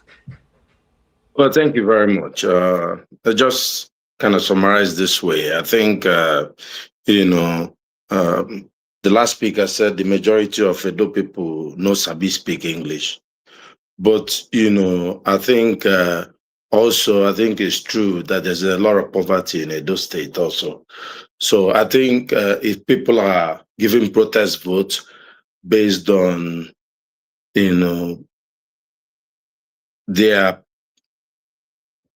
how they perceived the media was against an illiterate, why would we blame somebody collecting urgent 2K to vote for somebody? So it's fight. Everybody should fight for his own conscience. Good. You vote because you're upset that they called somebody that could not speak English. I vote because I was given urgent 2K. Don't blame me. Don't try to, tell me how, in history, our ancestors, or how, or don't come to actually bash Donald Trump or the Europeans or anything. Don't try to play smart in many things that way. Look, at the core, we're just simple people. Everybody should go for his interest. Edo State is not my business, to be honest. Let me just go to one of the things I really want to talk about. I'm surprised we didn't raise this. This is the Bimaha you know, everybody knows Bima. He's a comedian in the United States. He did bring up a video that all the journalists in Nigeria, you know, you could see there's a coordinated attack towards it to shut it down. You know, I don't know. KJ, did you ever play that video on the platform here? Bima's video about the middle belt. And no, you know, the one do you that know the video? I know Bima, I listened to him. No, did you see the video? There's a coordinator. I think he came up within the past 24 hours. So Bima put up because he made a story. His late night presentation yesterday or 2 days said that there was a systematic genocide. So that's what has brought about this. Government now pushed their button, and these people are now responding to try to. First and foremost, it was FFK that responded, and probably had used the attack dogs now to respond to him. There's a full media war going on, you know, and then you wonder. Nigeria has been at the forefront saying no to the genocide in Gaza. Now somebody, a white man, goes and says, "Oh, there's a genocide going on in your own country." Nigeria is saying, no, there's no genocide here. Don't look the other way. It's them. You know, let's take all this. You know, who are we? The guy said, you know, Israel has been doing genocide for 2 years. They've not been able to achieve what Boko Haram been able to achieve. But if Nigerian government says there's no genocide in Nigeria, don't speak about it. And there are people here, I've seen guests here who says, oh, if you ever say something good about Israel, you're a fool, you're an idiot. Like, you know, out of, you know, Chim and KJ, I've told you people that you have become political. Sometimes your hands are tied. You see, Chim confessed today that he simply decided to stay in his house and not to come out so that he won't say something bad about the guests. But, you know, look, fair play. But the truth is, this issue, maybe next time we can discuss it more, because we need to, you know, why our people in a hurry to cover up genocide in Nigeria, but they are not willing, they are all jumping around. You know, if I mention anything about Gaza now, you will see 20 people, this place will be filled up. And, you know, you see forefather, you see his friends, you know, like usually they go on an orgy and they are talking about Israel and all that. They all wake up. But nobody is talking about the Middle Belt. Nobody is talking about the systematic killing and taking of land. You know, everything they said Israel is doing. There are people who have been doing it in Nigeria for how many years? Taking over land, displacement, whatever you call it, everything in Nigeria. But people want to look at Israel and the Middle East. We have a problem as a people.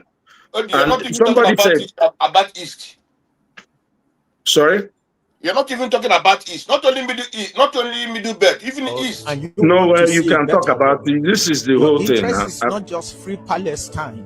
I mean, there are more people dying in Nigeria than are dying in Palestine. I can tell you that last year alone, over 500,000 Christians were killed in Nigeria just in 1 year. And nobody's protesting. The activists are not saying anything. For me, that's hypocrisy.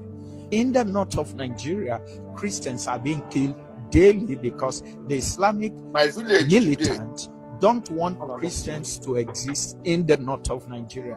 They want to see a world where there are no Christians at all. And they want to conquer not just Nigeria, they want to conquer Africa, they want to conquer Europe, and they want to conquer America. The younger generation who want to live in a better world must speak out today. And I'm calling on all advocates of a free world to... All right, guys, so we got to talk about a story that is flying under the radar of the mainstream liberal media.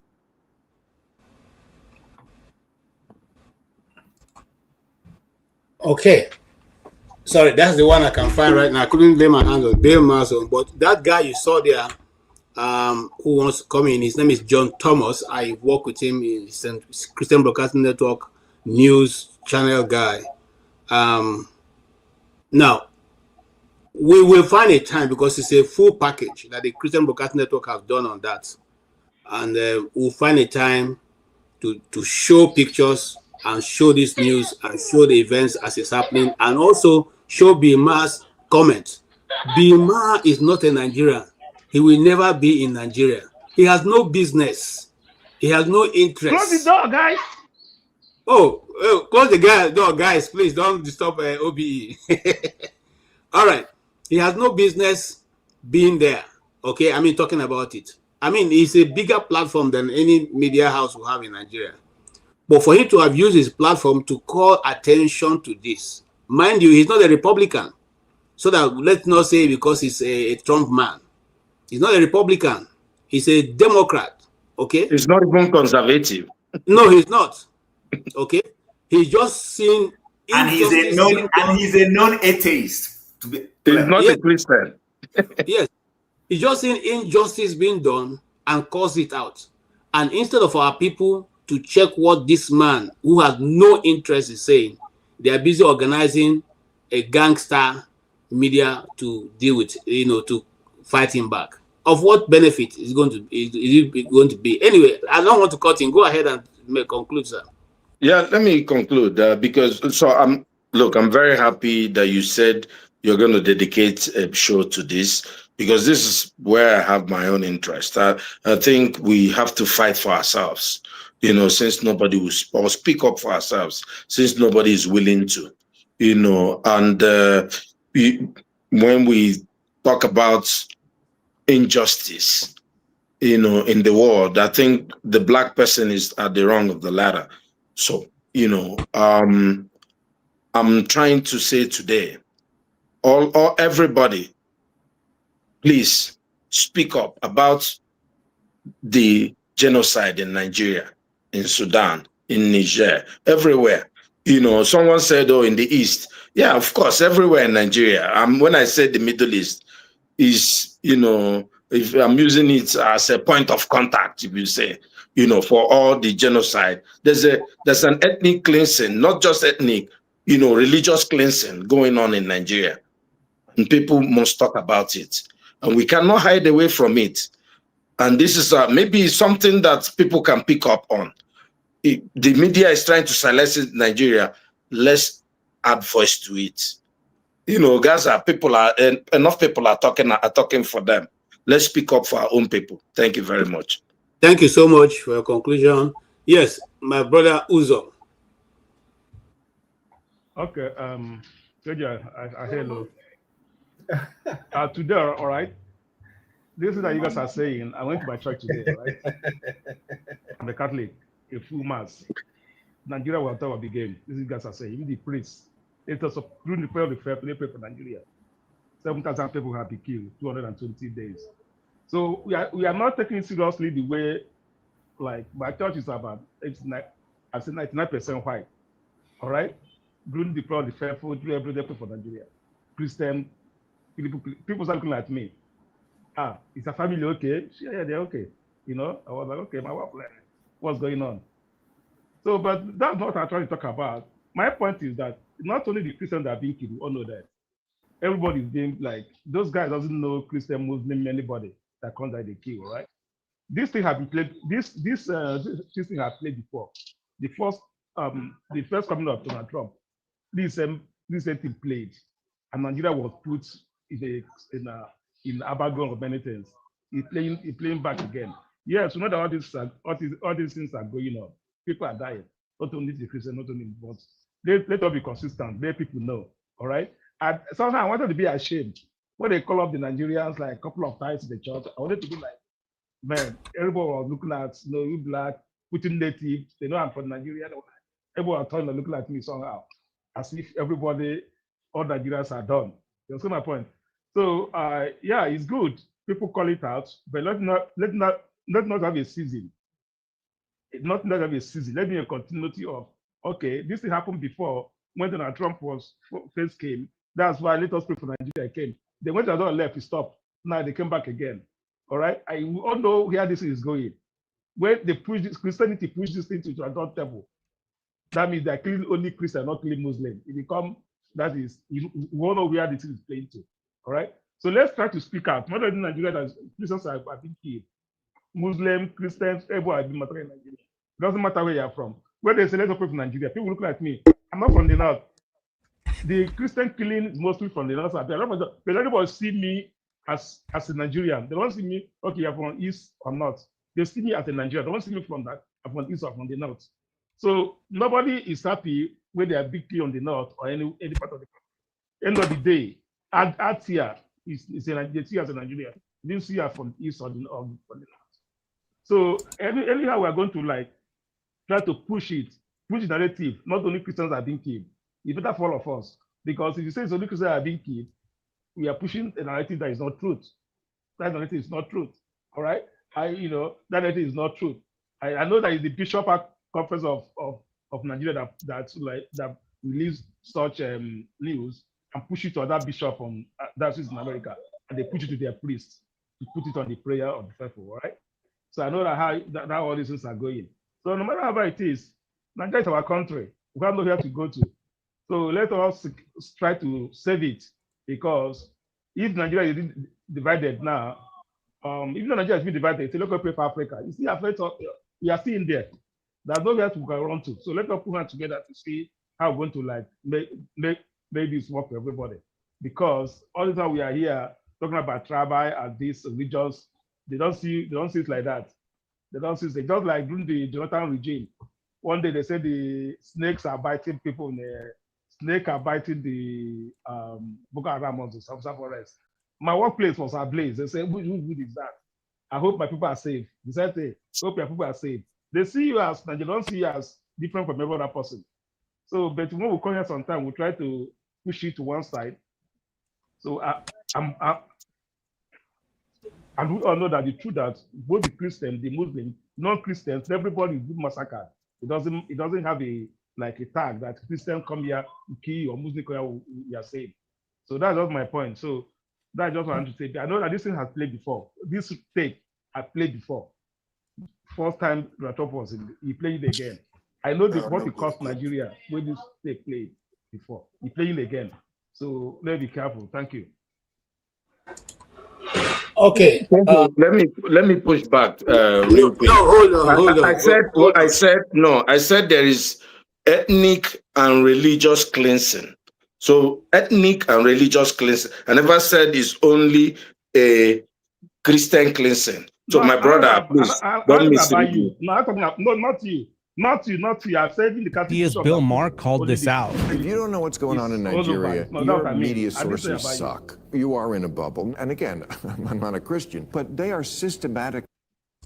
Maher called this out. If you don't know what's going on in Nigeria, your media sources suck. You are in a bubble. And again, I'm not a Christian, but they are systematically the Christians in Nigeria. They've killed over 100,000 since 2009. They've burned 18,000 churches. These are their Islamists, Boko Haram. This is so much more of a genocide attempt than what is going on in Gaza. They are literally attempting to wipe out the Christian population of an entire country. Where are the kids protesting this?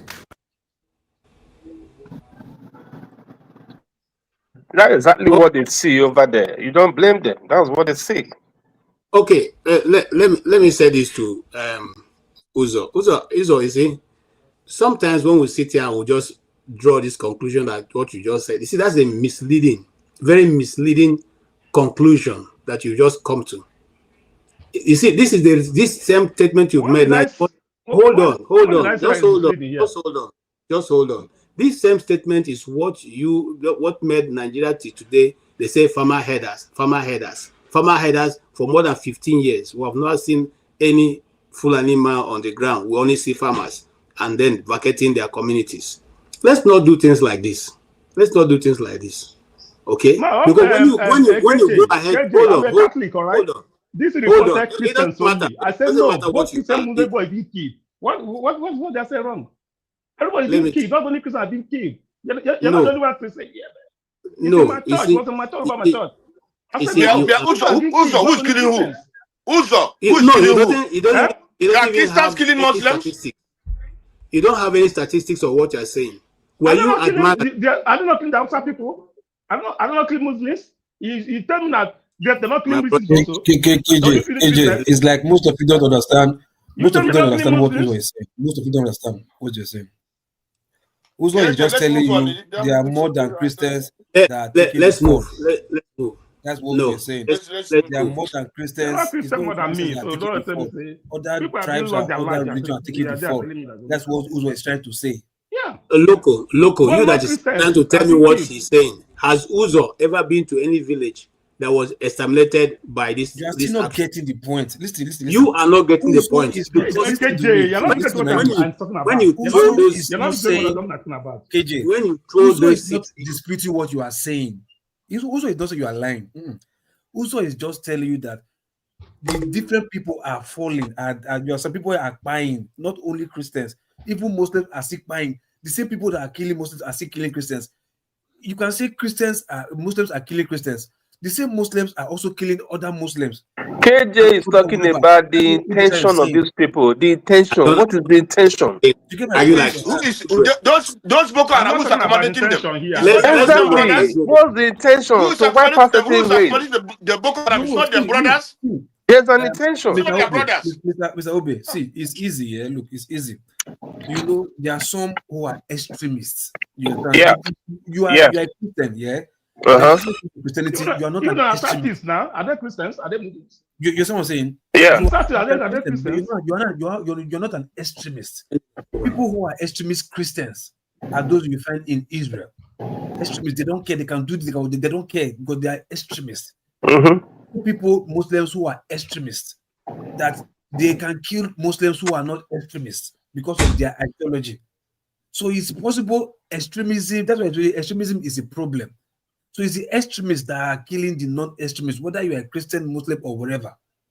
You understand? So the Christian extremists don't have the heart because of their religion or fear of going to hell in this part of our side, not in Israel. Yeah, they don't want to start doing what the extremist jihadists are doing, blowing themselves or killing whatever. But you can see what the Israel, who they call themselves Zionists, extremists, what they are doing to any human being.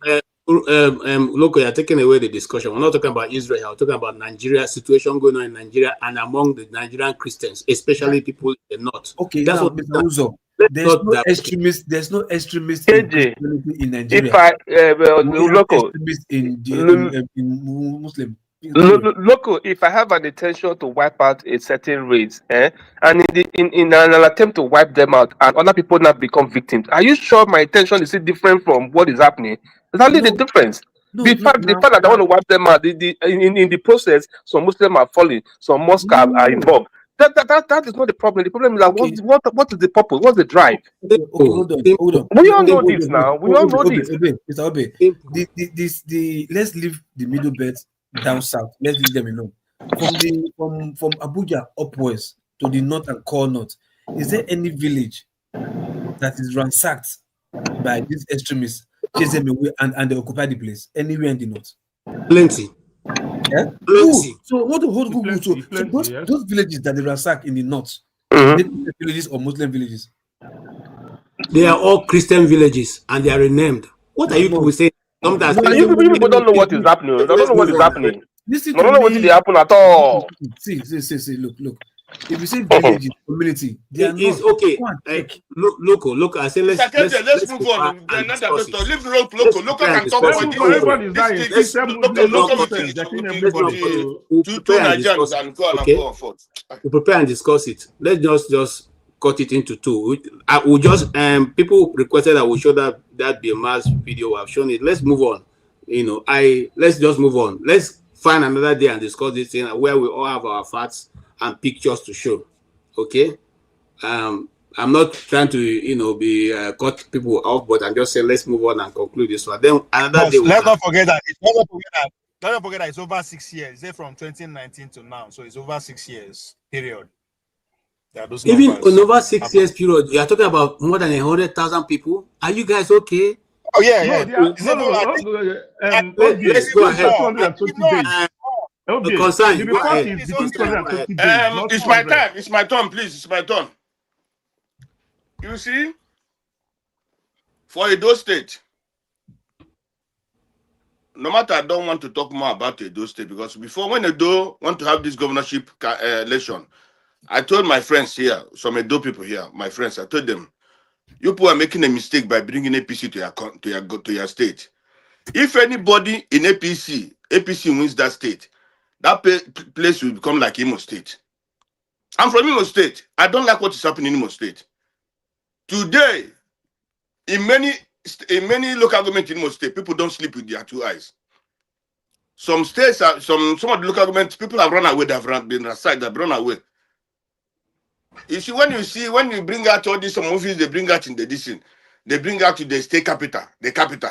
But in the villages, there's war there, there's problem. There's problem caused by this governor and this APC gang. And I told my friends and brothers, please, you should not allow, even if it's the BPDP, they're not ruling better. Immediately, any man from APC comes in, the place has become bad more than Imo State. And that's what is happening today. Many of the Benin people I see today, even when in the news, everything, they're not happy with what's happening in Edo. It has turned to Abro State. It has turned to something else. I love Edo people. But what is happening there is nothing to write home about. On the issue of this Israel and so on and so forth, you see, what is happening in Israel, in as much as I'm not happy because of some few people, you kill other people, I'm not happy about that. But the one happening in Nigeria is more worst. We are not in war, but the war happening in Nigeria is more worst. Not even only in Benue or Para or in the Middle Belt, even in Imo State, even in some eastern states, things are happening there worst. The military are killing more people than even this thing we see there. The military are killing more people, burning houses. You can't, because of somebody they kill a military person, then you can burn houses of the village people. People are sleeping. People are sleeping they are not sleeping. You see, but today, and this is because of Obi. Obi came out to contest election. Why was an Igbo man contest election? Because of that, these southwestern politicians and the Fulanis are trying to destroy Igbo people, destroy their business, destroy everything, whatever they have, put the army on up. How can a Yoruba man ruling still allow this army men to occupy East? An Igbo man can never allow such. Let us be honest ourselves. He can never allow such. Today, they don't want to remove those people. Anything that happened, if a policeman die, they want to destroy the whole village. And we think that is good. Thank you. Thank you. Mr. I didn't start now. Give me how many minutes now? You see, let me finish, please. Just give me some 1 minute. Okay, 1 minute. What I'm saying is, what I'm trying to say is this. What Israel is doing today to Palestine. You see, tomorrow is pregnant. Nobody knows where the decision will flow tomorrow. Where the decision will go tomorrow. The Hausa and the Fulanis or the Yorubas are having power today. They don't know what will happen tomorrow. This thing they are doing to the Igbos, destroying their businesses, destroying their houses, destroying everything, putting their villages in fire. Nobody knows. Tomorrow it may change. It may change, and the world will say, why this we doing this? Let the Yoruba people, the Yoruba are brothers, but they allow their political class to continue to destroy our land, destroy everywhere. If you don't like what your leaders are doing, go against them. But the Yorubas don't want to go against their people, those leaders. I'm not saying that all Yorubas are bad. What I'm saying that the Yoruba political class are devilish. They want to destroy everything about Igbo because they don't want the Igbo man to rule. Okay, leave us to go. No. Nnamdi Kanu now, they don't want to allow Nnamdi Kanu to have. If Nnamdi Kanu, they want Nnamdi Kanu to die there so that the Igbos can explode. Then they will have a decision to destroy Igbo land more. Why is all these things happening? Why not allow that man to go? Why not leave him? If it is a Yoruba man that is there, no Igbo man can keep a Yoruba man there. I'm not being tribalistic, but what I'm saying is the fact. I know what is happening. These people should not be treating Igbo people as if we are not human beings. They are treating all Igbo people as if we are not human beings. We don't belong in Nigeria. They take the resources in Igbo land. They take it out. Still, they destroy us. Our land today have been, there's blood. Not what we made ourselves, but because of the intentions of these political people want to do. That's what they're doing. They want to destroy us because now we don't have power, we have nothing, this, that. Oh. But the tide may change tomorrow. Nobody All knows right. tomorrow. Tomorrow is very, very pregnant. Thank you so much. I need to, yes, thank you. All right. Yes, Mr. Hamefla, go ahead.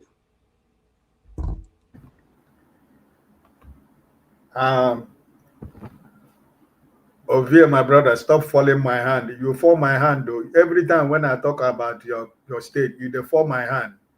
I don't want you to stop. I don't want you to stop falling my hand, Ovia. Understand? Use your platform to let your governor, if you have contact to your governor, the people that are working with him, just use your platform to tell them the truth, what the people are feeling, or what the citizens of Edo State are feeling concerning his administration. Whatever we say here, whatever we do, we are all looking for a better country, for a better Nigeria, right?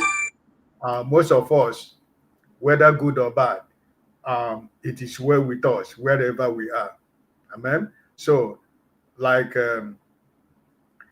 my brother John Abba said, brother John Abba reminded me of back in Zoo of Kano State, of those days in Kano State. So probably we are blaming Okpebono. Probably what John said is the truth. Probably he doesn't know where the money is being, how they are being siphoning the money. So they only bring in paper he signed. Maybe he doesn't even know where the money is being sent to. So, I mean, it's possible. So, but Mr. Okpebono, please, if you have the contact of the people that are working close to your governor, try to be honest to them, explain to them the feeling of the people.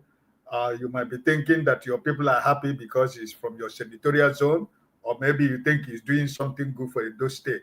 But I think that if we can be very honest ourselves, the report that is coming out, or what we see coming out from Edo State is not giving anybody any hope. So please, I want us to remember that east, west, north, and south, no place like home. So the same way I cry concerning my state, Imo State, I said it here yesterday. The governor of Imo State he lives in Abuja. He doesn't know what is going on in Imo State. His state now is the Asorok. He's the houseboy in Asorok. Every minute you see him in Asorok. So are we happy what is going on in River State? Is it what we wish for our state? No. We want the states to be good.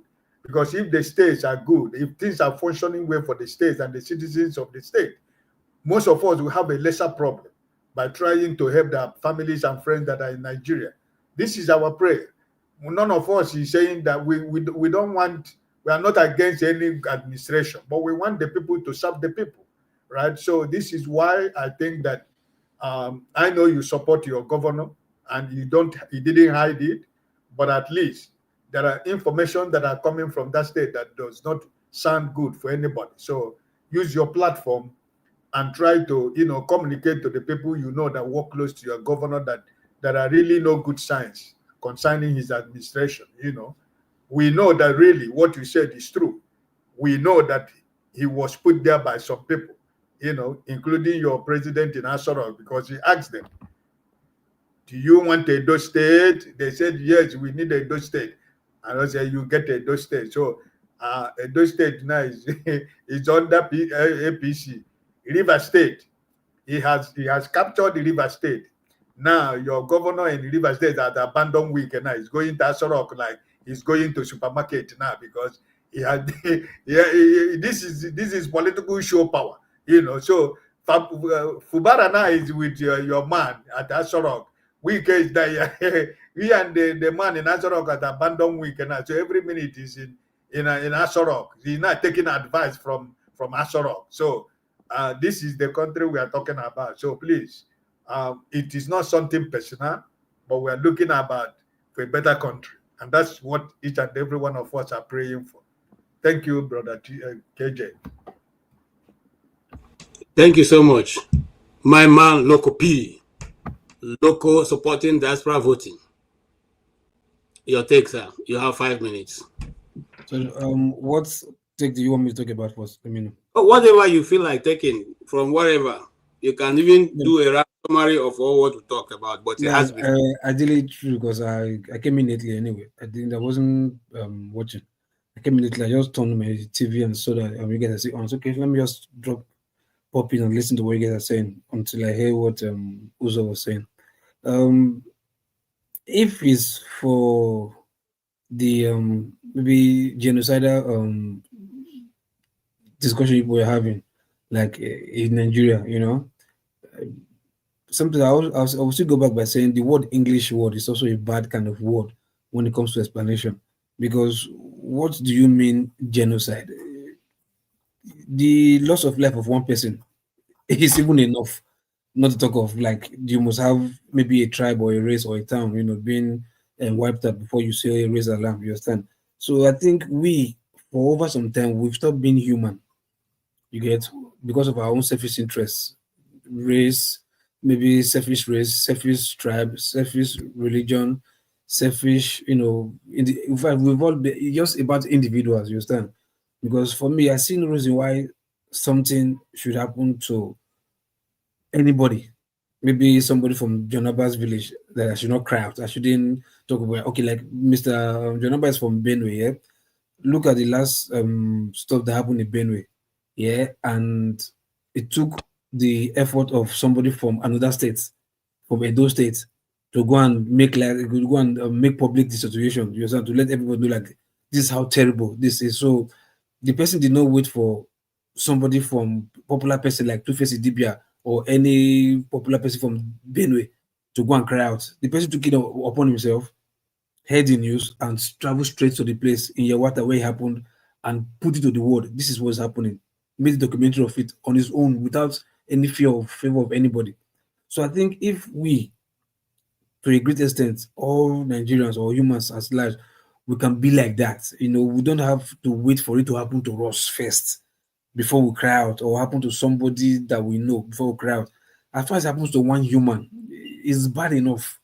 You know, that's what they say, one too many. One is even bad enough to even, you know, cry out and hold the government responsible, not to wait till you know, consign me. You know, my person.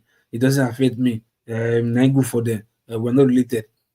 If you bone them one day and you don't cry for them, one day to get to your turn and nobody will still cry for you. So that's how I see life. So I sometimes when I see come here with something we talk about this tribe or religion, whatever, sometimes it gets me peace because like look, the world has passed this. Things are happening in the world that we should even be more worried. The world is moving this way. We are not moving like that. We are still talking about this. So sometimes I get peace when I hear us talking about 19, in fact 17 or 1800, or even before Jesus Christ. What they're talking about, that's what we're still talking about 21st century. Meanwhile, the world is talking about how to even globalize, compact everybody in one place. People are even talking about reducing world population, and we're yet hating on ourselves like this and that because we feel we're against each other, we don't like each other. Because meanwhile, somebody just put that stupid mentality in our head, maybe from religion, maybe from policies, maybe from tribe. That is, I believe by now with our education, we are supposed to be way past that. Now to like, hey, there are people up there who are benefiting from what we on the ground or the poor people or the common people are suffering. You understand? There are people up there who are really benefiting. Why is it that when it comes to sources, everybody, they look like they are one tribe. They speak the same language, they drink it in the same place, dine in the same place, no matter the tribe. But when it comes to the side who is struggling, poor, or you know, still holding on, we just seem to be different. So that means something is wrong with the way we think. Maybe because we are poor. You understand? Well, we're not enlightened yet. That's why we're still fighting like that. Because we've seen this in Nigeria several times. Whereby they'll do something in Abuja. All the tribes that you think they hate each other, their elite or their rich men always sit in one place, shake hands, eat together, dine together. They even marry each other into their own family. So if they hate that, if the tribe really hate themselves that much, why are they really marrying each other? But it's only on this other side that there's no money, that we struggle, that we have this divide. Why? Can't we think at least for once like something must be wrong somewhere? Because we've been in this level for a long time and we've not made progress. And yet we come here and laugh these so-called rich men politicians that look at them, their daughters and sons are married each other and they don't quarrel. So why can't we think like, oh, something must be happening? I mean, there's something that they are doing that they are not, fighting each other. And there's something that we are doing wrong that's making us fighting each other. We can't think outside our box for sometimes. So sometimes when it comes to this, genocidal, hate-killing religion, that's what I was trying to say. I don't think it's one tribe fighting another tribe or one religion fighting another religion. Somebody is playing a game on some group of lower people, you understand, that doesn't think, that is hungry, because I see no reason why you are a rich Christian and a rich Muslim and you have the fear of God, you're thinking of cleaning somebody else. So somebody is sponsoring you to do that. That's why you're doing it. So that's for the genocide or whatever. Then another thing that I really want to say is this: in here where I am today, they are trying to fulfill some kind of prophecy I don't understand, making everybody to have this digital ID card here in the UK. I don't know if you guys have spoken about that before, and we don't know where this is going to, because the world is going to a place where we don't understand, and it's just paining me that Africa is still behind. We are still there doing Christian religion and tribal whatever, but the world is taking, the few persons is taking the world to a place that the rest of us will not like, and we are just here fighting. So that's just what I want to say for now. But if you say that, All right. something else. Thank you so much, Loco P. And I want to start from your last comment. I'm not going to run. I'm just going to say, yeah, I came across that nonsense that they're talking about. And I also came across your former prime minister who said that he's going to protest it to the end. I will never carry the digital ID. But then don't say Africa is falling behind. No, the word says that Africa eventually will be the rallying point. So just get your listing ready. Know that you have your money. So that when eventually they insist that you must have a digital ID, you can now go back to your village, where before they can come and ask you for digital ID is going to be difficult. But the truth is that what you said is very true. The world is spinning and is moving towards the direction that we all thought was a fairy tale, but it's coming to a heck. And I thank you for your contribution. Okay, nobody talks here. You know me, I never ever accuse you of. No, not be here, not be here. I mean, don't tell you that like from many years ago now, 2-3 years now. Now change is here. And I say, nah, I don't know. All right. Okay, no problem. Loco P. I'm sorry, Mr. Okwabulo. My brother John Abba, you have 5 minutes. Okay. It's nice to see you guys once again. Kopi, the rest of the guys that are here before. It's a good conversation, a good evening. I think we should focus more on speaking to the issue of the struggles of millions of Nigeria, how to empower them, mobilize them, how to bring them to live in the new reality that we are facing, and we should not be left behind. I believe that all said and done, we are good people. Uh, we have our own struggle like any other tribe and race in the world, but we are unique people. We should not allow the politics of the elite to destroy us, because when we, the ordinary people, are divided, they take advantage of it. Okay, my friend, don't enter my private jet. Come down line. I will find you. And in that case, we are the one to lose. But if we all know that the way we speak to issues here, people are watching, and the people back home depend on diaspora. They consume most of our information, looking up to us, knowing that we have seen what is humanly possible. And then some of the contradictions, we play uh, uh, politics that none of us here are benefiting from it directly. It's good to take a side. I don't believe in the politics of Nigeria or any African politics. I think we should grow in our own space and have a leader in our own way. I think that one is the easy access that they have used to destroy our lives, because through the we used to have these traditional leaders, and people respect them a lot. Now they are all agboro. Governors and politicians now decide who are our traditional leaders. That is a problem, a grassroots problem we have. In that, have strangled our tradition and custom and our ways of life. Even the way we are afraid of so many things when they invoke the God of the land and all of those things that bring discipline. And now everything is being thrown out through the window, and we are just trying to be who we are not created to be.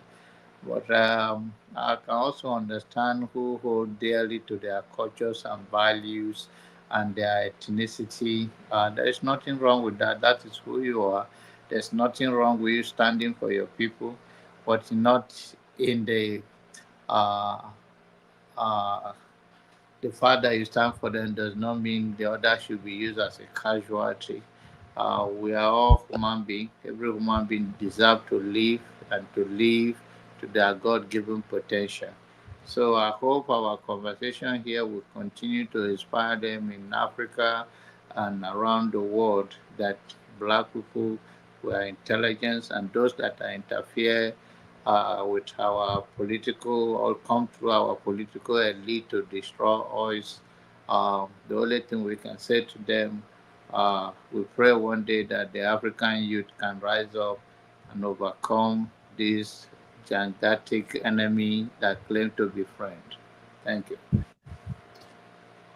Mr. Ovio, sorry, I'm asking a question of you. Sorry, not this. This guy, so this Ubebul way you put for your bag, like sort of what is the irony of metaphoric, ideology where you put this guy like I feel so you do mock him because for me, I've listened to you sometimes like okay, guess if you guess as this kind of level now. So I feel so you're just doing it for mockery, like you just want to be controversial by putting this picture behind you, or just want to speak about him all the time. Like it does spoil, make everybody chop. The scatter. So not gonna leave and make do it, make come out. The next person come do you come out. There's no need again. I think that's what you are doing. Do you understand?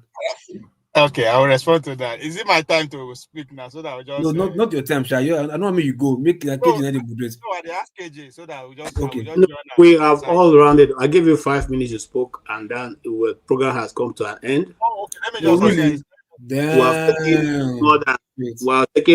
We have overshot by 40 minutes already. I mean, give me 2 minutes more.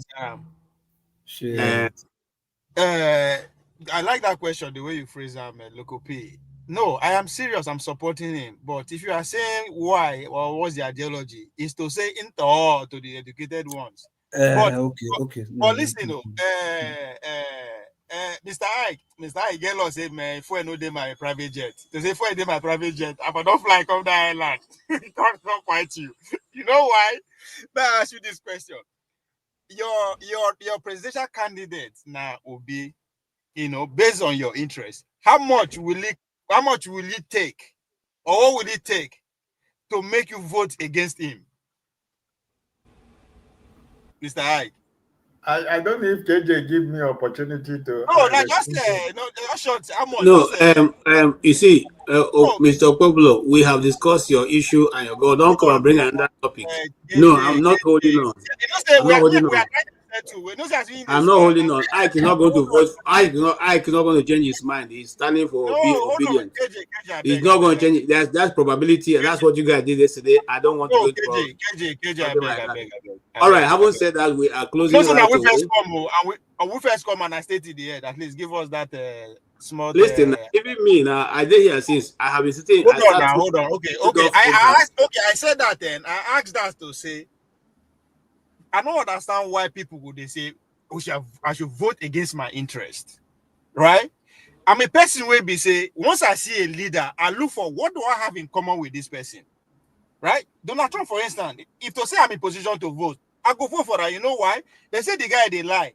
That's a fucking human being. And they lie too. Right? The guy like women. I like women too. Okay. So in a nutshell, what you are doing is for your own. Hold on. Okay, what you are doing is for your own interest and not the interest of the general public. People. What is the interest of the general public? I don't know what it is. All right, thank you, Mr. Ike. Thank you so much. Now I understand you. Okopi, thank you. I need to shut down so that we can be able to make it another time. Thank you all. Wow. We appreciate everybody. Ovie, we appreciate you. Thank you. It is always good. You know the quality of a man when everybody comes after you and you stand your ground, whether they like it or not. I like that. So we appreciate your contribution every time that you come on here. Thank you so much. Look, thank you so much also for coming in, even though you know that the time was almost gone, but you still came in just to put one or two words. We appreciate you. Mr. Conscience, thank you also. Your contribution is very valuable and I appreciate it. Please do always come. We'll be here next week by the grace of God to also make a good, a better program. Thank you, every one person who have contributed, those people on the keyboard. I start with blessed. Thank you so much. You may not agree with me, but it's okay. Thank you, Dr. Pansa. Thank you for being there. Thank you, Sake, Obi. Yeah, and every other person who has actually contributed immensely to this. My dear sister, Tokpe. Thank you, Oscar Blackbone, sorry. Oscar Blackbone, thank you so much for the cup of coffee. You are one of those that are keeping us on air. We really appreciate your contribution and your time. And like I always say, it is not easy. Every time that you are spent with us here, you cannot, get it back. It's called time and treasure. So we appreciate all of you who put in that time and your treasure to be here. Without you, there will be no program. That is our program for today. No matter what side of the divide you belong, our desire is that Nigeria should be good. Our desire is that the country should get better. Our desire is to see that our children become better than us, not the way that is going today. Our desire is to make sure that Nigeria become a leader in the next decade, not that we continuously to become the same country going hand in cap to beg for loans and assistance from everything that looks like a country. So it's not against any government particular, it's not against anything, but we're simply saying let us do what is required of us so that Nigerians can get respite. At least once, let us enjoy good governance. Thank you so much. And we will see if we can, there's so much to be done, but we'll see if we can be with you before next week. If we can do a middle of the week, we'll do that. If not, we'll see you Saturday next week. On behalf of Dr. Damages and every one of us here, Ngozi, Forefather, Mr. Chukuma, Ola, and every other person who is doing one thing or the other behind, we want to say we appreciate you all and God bless.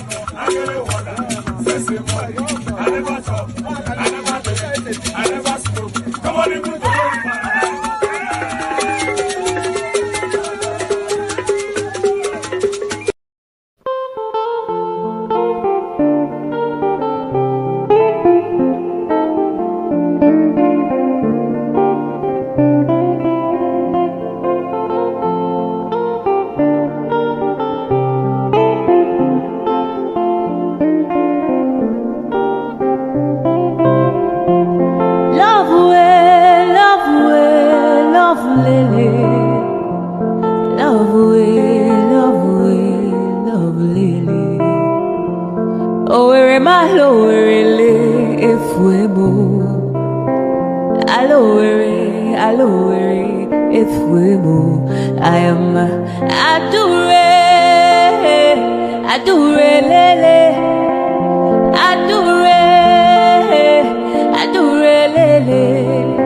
idu kwasamaka onyoma odika powder.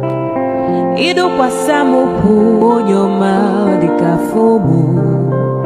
Idu kwasamishi onyoma odika pilu. Ololo lolo, aturu bwe bule waka wa.